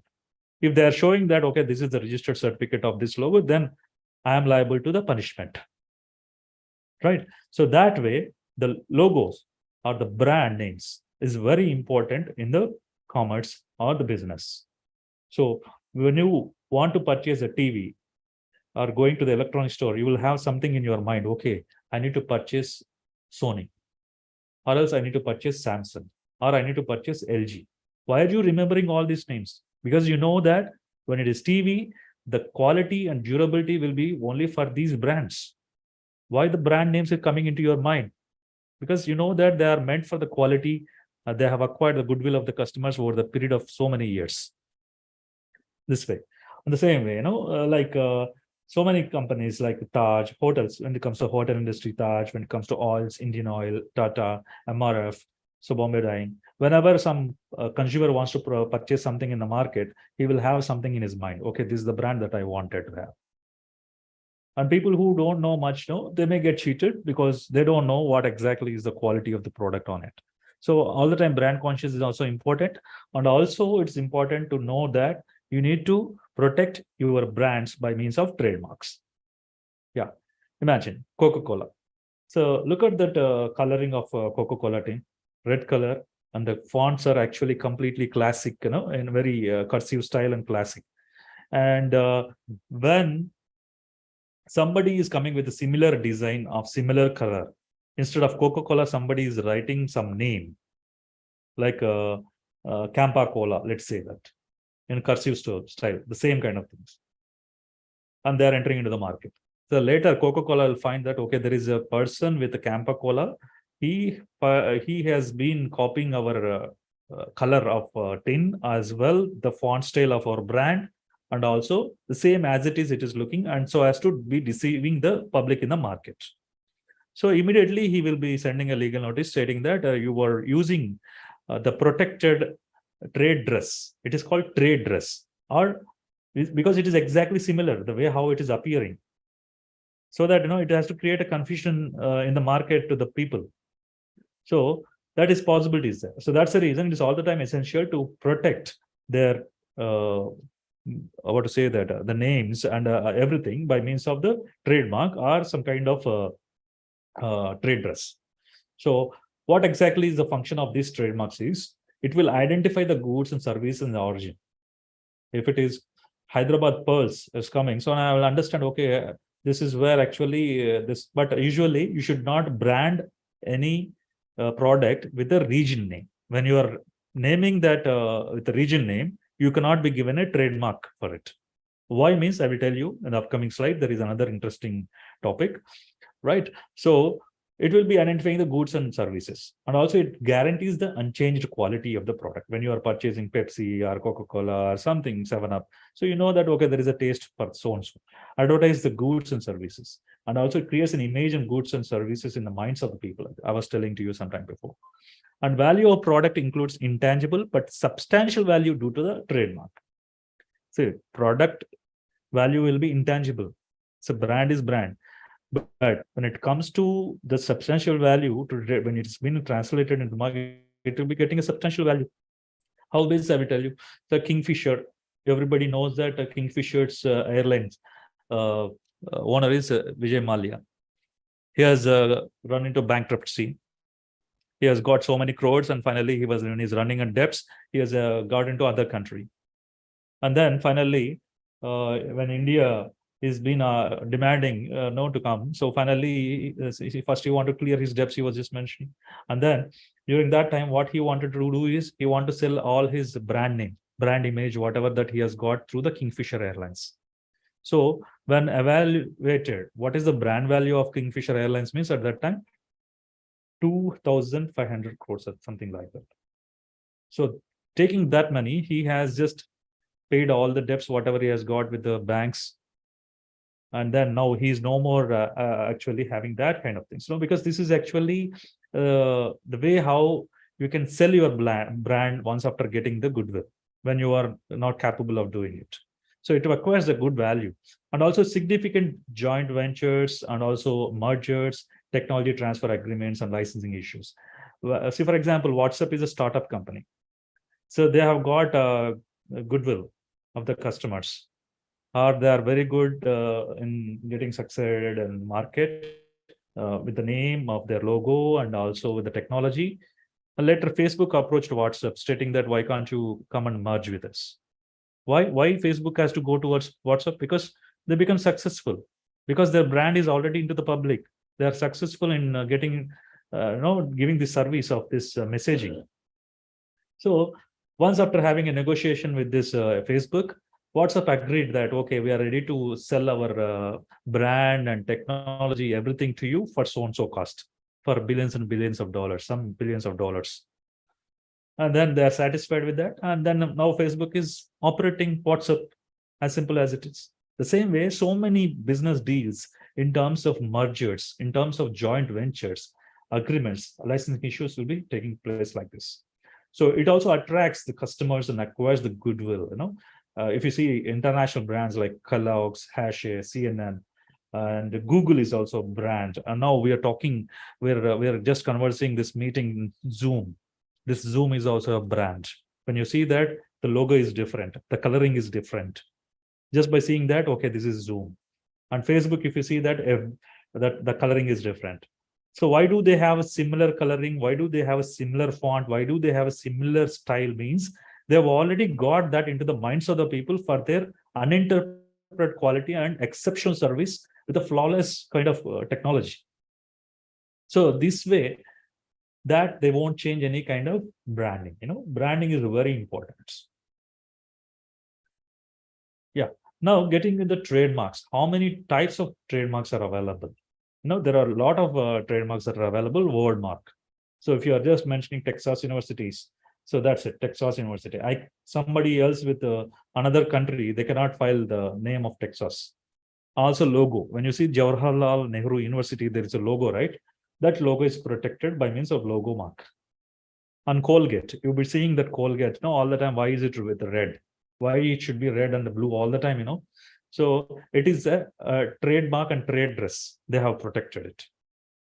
So if you see the classic Colgate packaging, every time with the same kind of logo only, Colgate. That font also same. They never changed any font style, isn't it? Have you seen Colgate is changed into cursive style? No, it is simple as it is, because it's already there in the minds of the public.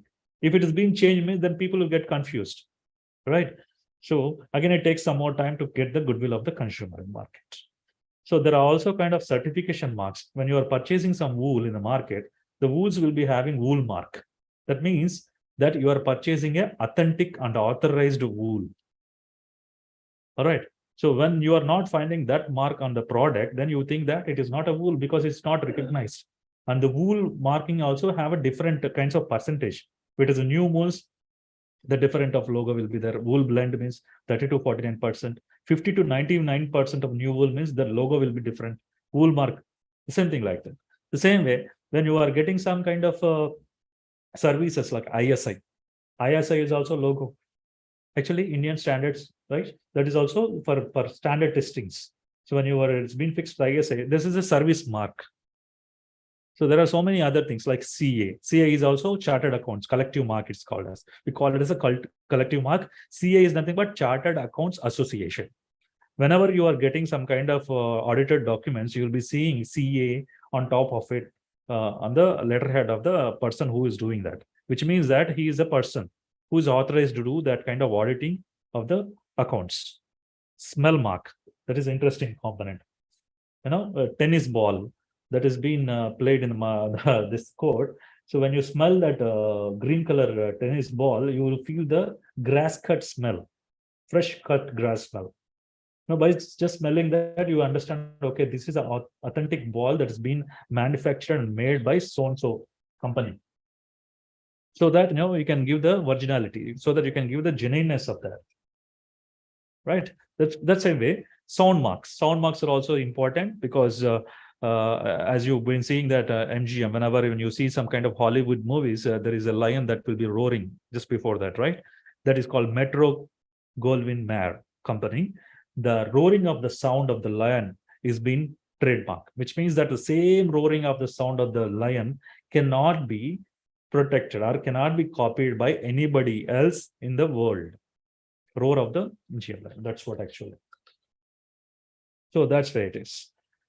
So these are different kinds of marks I was mentioning you.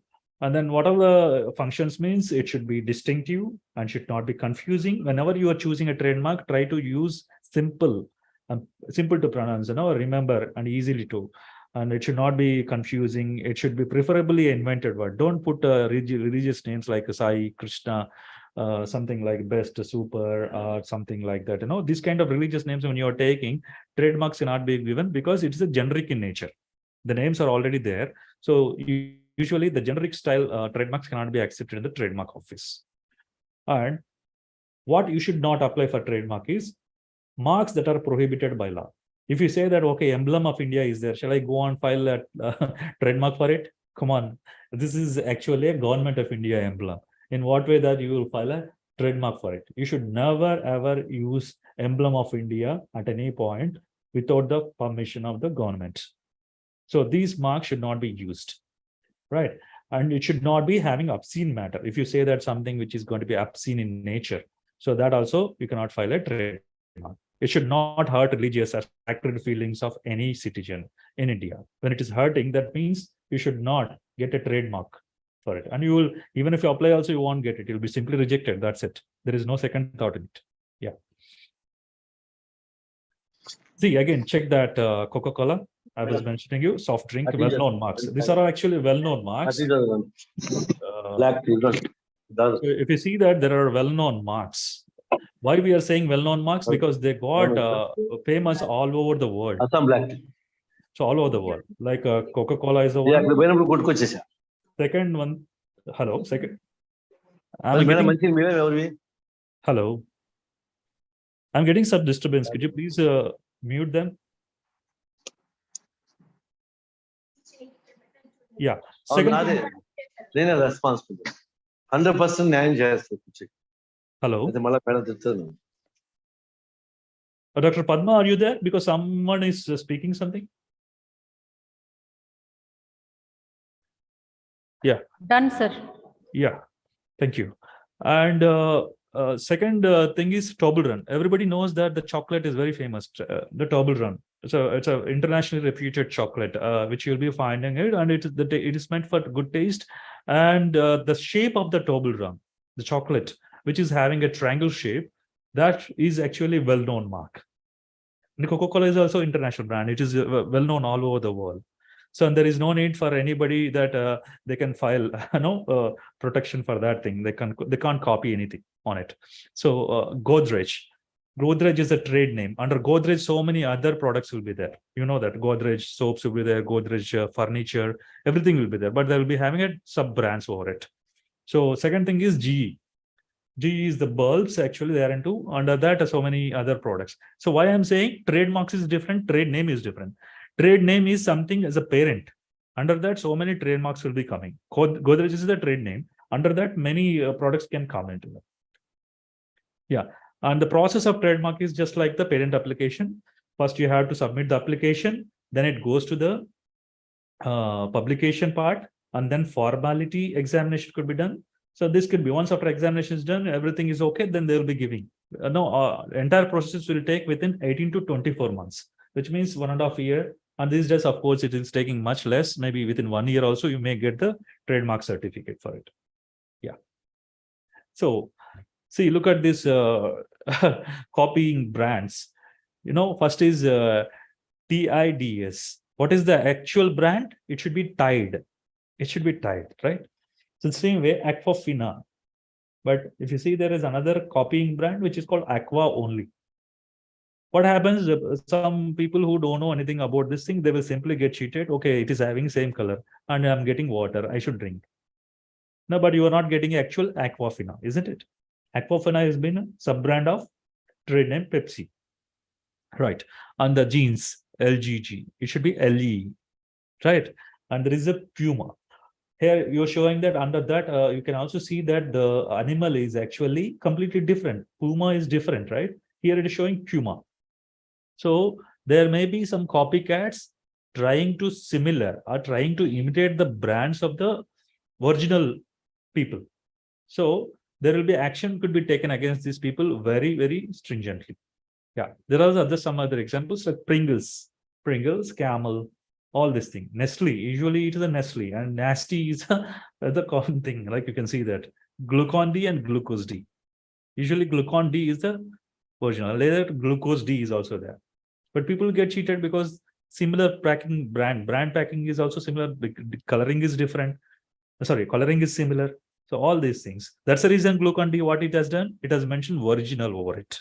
Even then. So this is what actually happens. So as to cheat the people in the market.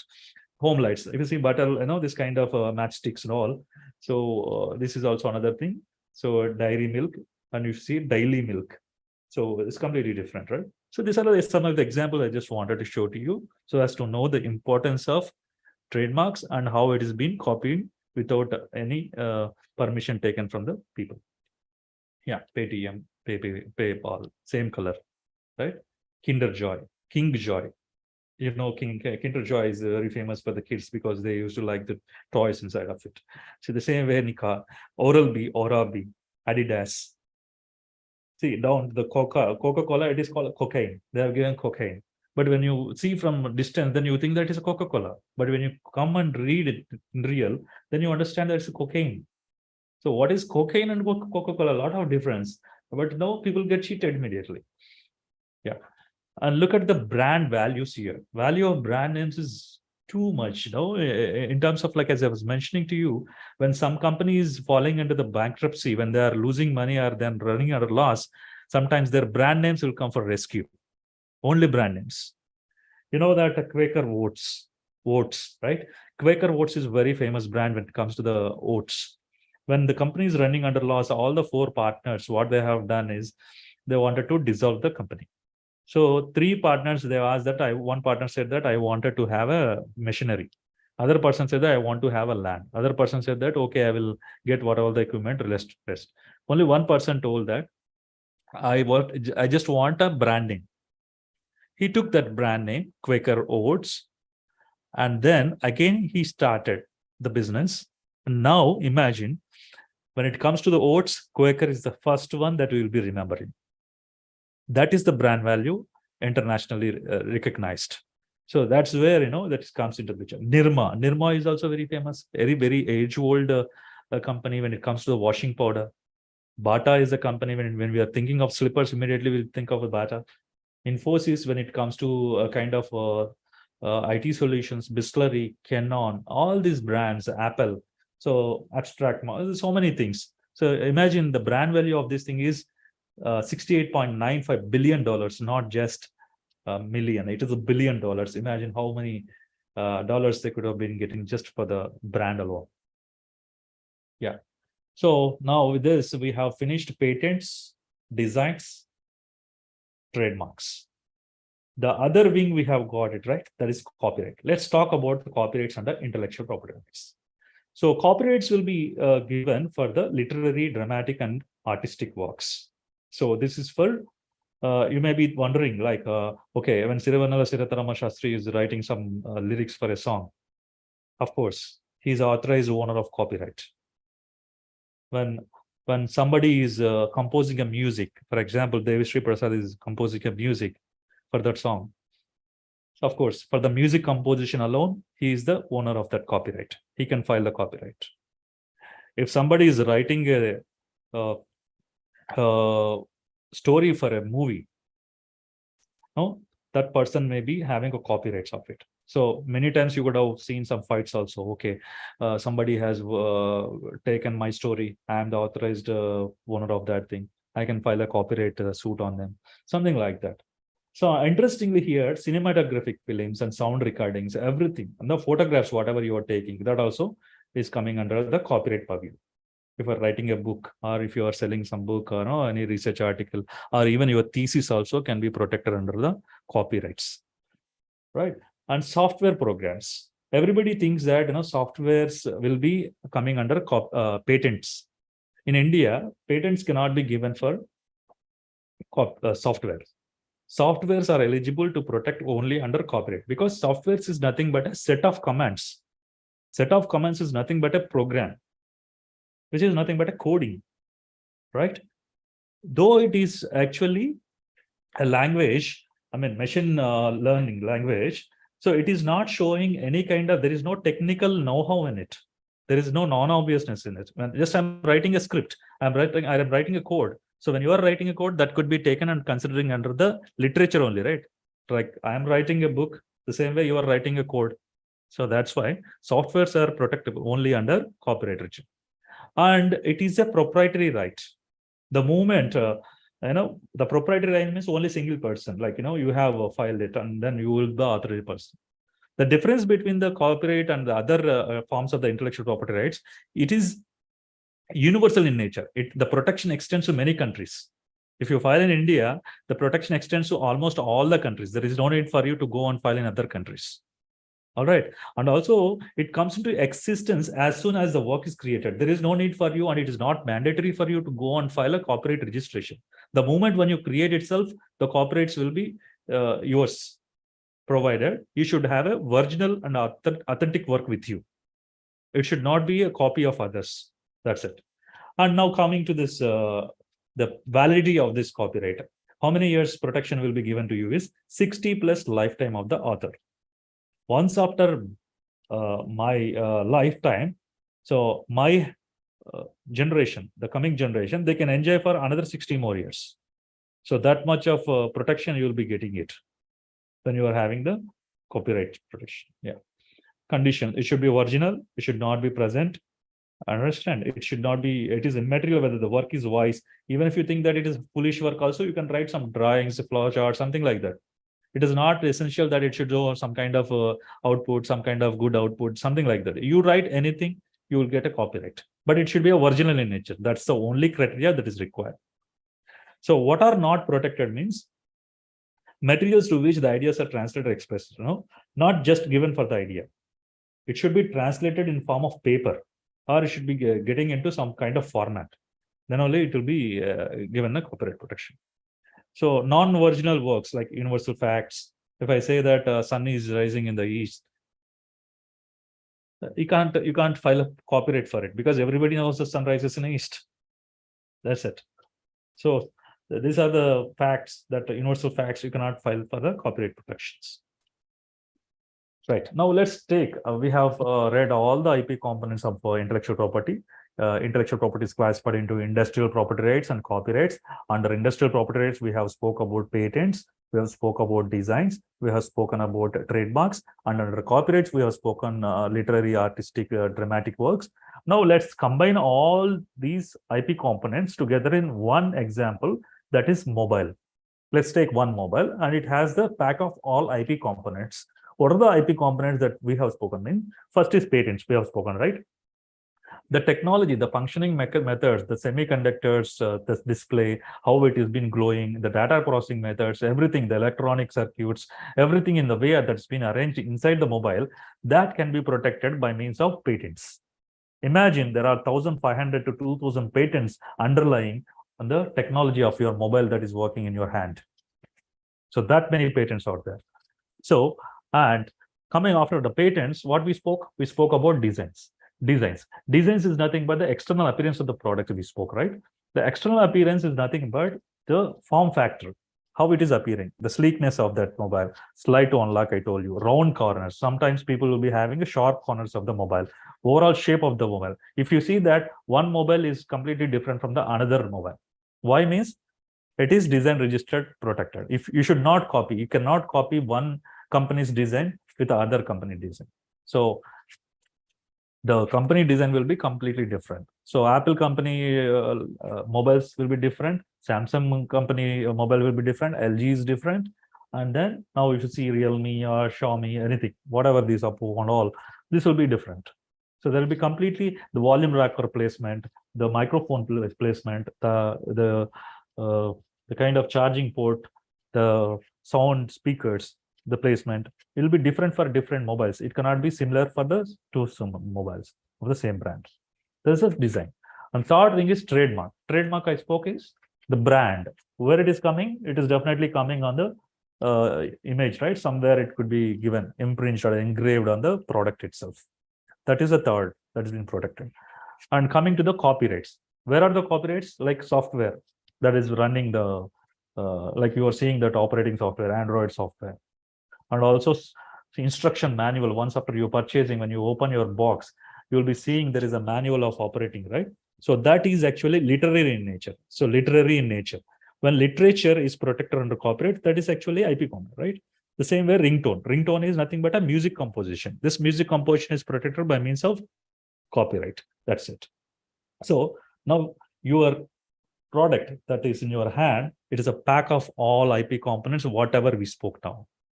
We should appreciate the technology. We should appreciate the human brains behind that and the way how it has been technically advanced. You know, just we are paying a few thousands, but why we are paying this thousands and thousands of money for these mobiles, for these gadgets and all?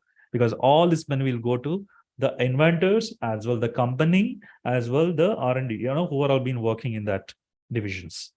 So it means that this money will be splitted and given to them in that manner. So when you don't have any patents on any technology, when everything material is just available free of cost, then maybe, you know, the cost of the mobile will be much substantially reduced and could be given sometimes very less cost, maybe 50% less cost also. The same way I wanted to tell you a good example of the medicines also. So medicines are why some medicines are very costly, why some medicines are very cheaper, like Calpol, paracetamol, Dolo. Why we are getting this for less cost? Because these are a generic medicine. We are getting it over the counter. That's what we say that OTC, over the counter medicine, medicine. So these medicines actually they lost the patent validity period. That's the reason we are getting it for less cost. Whereas other medicines we are getting it's because they are having a patent active validity. That's it. Yeah, this is geographic indication which I spoke to you. So it is actually regional specific products. When you are having Kanchipuram silks and then Darjeeling tea, because that product will be available in only that areas. It won't be available in any other areas. So that is the reason. That's what we say it is geographical indications. Kali rice and all this thing, Kondapalli toys. And then there are so many other things because the product is available only in that region. Agra Beta, Sholapur, sandals, Nagpur oranges, all these things. Imagine these things, Banaras silks, Pashchiman shawls, Bengal cotton. Because this product is only available in that area because that artisans or the livelihood is completely dependent. This Hyderabad pearls, Jaipur silver jewelry, Nilgiri tea, Pochampalli silks, Kurg coffee. No, all these things are available only. You can't say that the Kanchipur silk is available in America and it has been prepared in there. Yeah, I can't say that in Chennai I am going to sell Hyderabad pulse, because Hyderabad pulse is only famous for the Hyderabad area. So the thing is, of course, you can sell it, but you can have an authorized manufacturing seal over it. That's it. But I can't manufacture here. Understand? That's it. Yeah, trade secret. If you don't want to protect anything, if you have only formulas, you want to put it only with you, you can put it. That is under trade secrets. But this is quite risky. How far you are going to keep this information confidential in nature throughout your life is completely risky in China. Yeah. So just to sum it up, protection for logo, you get a trademark IP component. For designs, you'll get an industrial design, the appearance of the product. And then any authorized work or organization against publications can be protected by means of copyright. If you have a product or process with the technology against unauthorized use, you can file by means of a patent. So in India, we do have 4 patent offices. One is in Delhi, another is in Mumbai, another is in Kolkata. The southern region we do have in Chennai. So for every region, they do have an office here. So accordingly, it could be your applications will be processed and prosecuted. Yeah, that's it. I think with this, I just wanted to conclude. And we are Ideation IP. We do have different kinds of IP research analytic tools. So we would like to dig out the prior art searches for you. If you would like to interest, we'll be giving you guidance on everything onto whatever IP related strategies. And I'd like to thank Dr. Professor Padma and Dr. Jahurullah, who is actually instrumental in referring for this program. I'm happy to participate and share my thoughts for this exhaustive session. Indeed, I can say that because I have taken almost more than 2 hours, I guess. So thank you so much. Yeah. Right, sir. Any questions from the participants, please?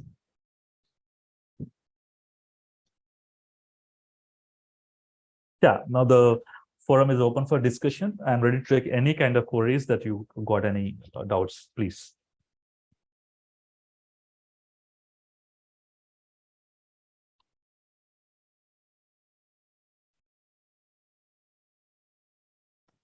Any queries? I think in chart, I'm seeing anything is there. If you can see which one is the best publisher. Let me see that. Which one is the best publisher from Mukesh? Okay, 1 minute, because I need to see all the things. What are the process? Which one is the best publisher? A German patent, an Austrian patent, or an Indian patent? And what are the differences between these patents? Yeah, it is not about the best publisher. We can say that it depends upon your necessity. For example, if you think that your new product or process is having much importance in India, you can file it in India. Then you think that, okay, in India, this this invention is not going to work, but you would like to file in other countries, you can file in Australia or German. It's not the choice that everybody is better in terms. Only thing is, it is you need to decide where exactly you wanted to protect your invention. So it is not about the publisher, it is about the patent office that you need to choose where exactly you require the protection to seek. Yeah. Sir, one question from my side. Please. Sir, toothbrush is already been patented, or that Yes. how it supposed to look. Yeah. But the different companies are coming with the same Right. toothbrush they want to manufacture. They Right. need to take a permission, or they can directly work on Right. it? So say indeed a good question. I would just wanted to mention because here the toothbrush is basically, as you said, it's already been invented. Maybe as you rightly said, 20 years validity also could been over. So the basic utility of that, the usefulness of this is already in the market. So it is open to the public. So now there are some companies that are coming with the unique design. Like instead of being in normal nature, they're coming with crisscross bristles or sometimes circle shape. So with those things, what they are going to claim is, so it is showing some kind of efficacy over the already existing thing in the market, which is actually rectangle in shape. So it is able to clean the tooth very efficiently. So when it is proven, for sure, they'll be getting a patent granted on that. If not, they are not getting a patent granted on it, they'll be definitely filing for the design registration, the appearance of the product, of the design, right? Because sometimes some brushes will be flexible. they give some zigzag nature. Sometimes there are some grooves under the head of the brush. It's for tongue cleaning. So these kind of different kinds of designs, they'll be filing under the design office. So for sure, they'll be getting a design protection for that. Yes. Sir, another question is, if you go for a trademark, the trademark is a global or national wide? It is also national, territorial in nature. The protection is only for territorial in nature. If you want to protect in other countries, there is another thing called Madrid Protocol. So under Madrid Protocol, you can seek protection in other countries. Just you need to designate, okay, these are the countries that I wanted to protect my trademark. So that's where that international branding will be getting into the picture. Yeah, but copyrights is not territorial in nature. Whereas all other IP components are territorial in nature, as you rightly said, like it's a regional specific, like India specific. When you're filing in so-and-so countries, that protection is sought only for that country. But when you file copyright, it is applicable all over the world. Yes. So one person from the chat box, Yes, we are confused with the term grant. Can you please explain? grant. Yes. Okay. Actually, the grant is nothing but sanctioning. You have applied, right? You have applied a patent application, and then it has gone for the levels of publication, examination, and proper explanation. Hearing, everything is done. And even after finishing all this process, then if examiner is satisfied, he can give a grant. Grant is nothing but I'm giving the certificate, accepting that your patent is fulfilling all the criteria that is essential for getting a patent grant. So certificate is nothing but a grant. Yes, sir. Coming to a patent, sir, national patent or the global patent, both will be different. No, actually, that's what I can say. That see, for example, sometime before you were asking that it could be filed for a patent. Of course, you can file a patent in India. When it is only filed in India, the rights are confined only to India. You cannot claim that the rights from other countries. When you want global rights, you can file for a PCT application. I was mentioning to you, Patent Cooperation Treaty. Under that, India is also a member.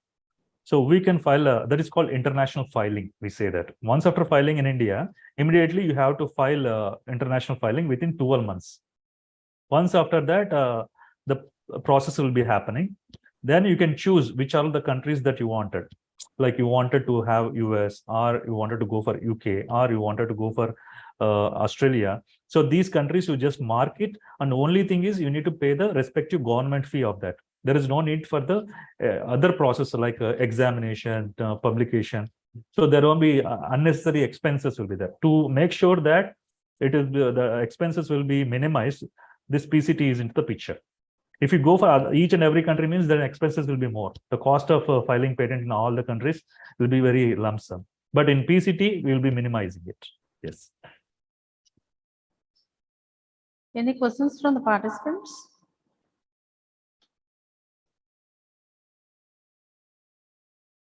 You can unmute yourself or post in the chat window. Otherwise, thank you so much, sir, for very much crystal clear in all the aspects related to the IPR filing, all the criteria and what are the things to be considered. Right. I'm very much thankful to you, sir, and we are very much appreciated you to be along with us to get a clear understanding for all our participants. Thank you so much. And if you have any queries in future, my number and mobile email ID is here. So you can very much drop in your queries. I will be able to address those. No issue. Thank you so much, Dr. Padma, for giving this opportunity. And thank you, GRIT, for organizing this event. Thank you. Have a good day. Bye. Thank you to all the participants. You are continuously in the this faculty development program continuously for 2 hours without any break. Thank you so much. We'll meet tomorrow. Thank you. Already posted the feedback also.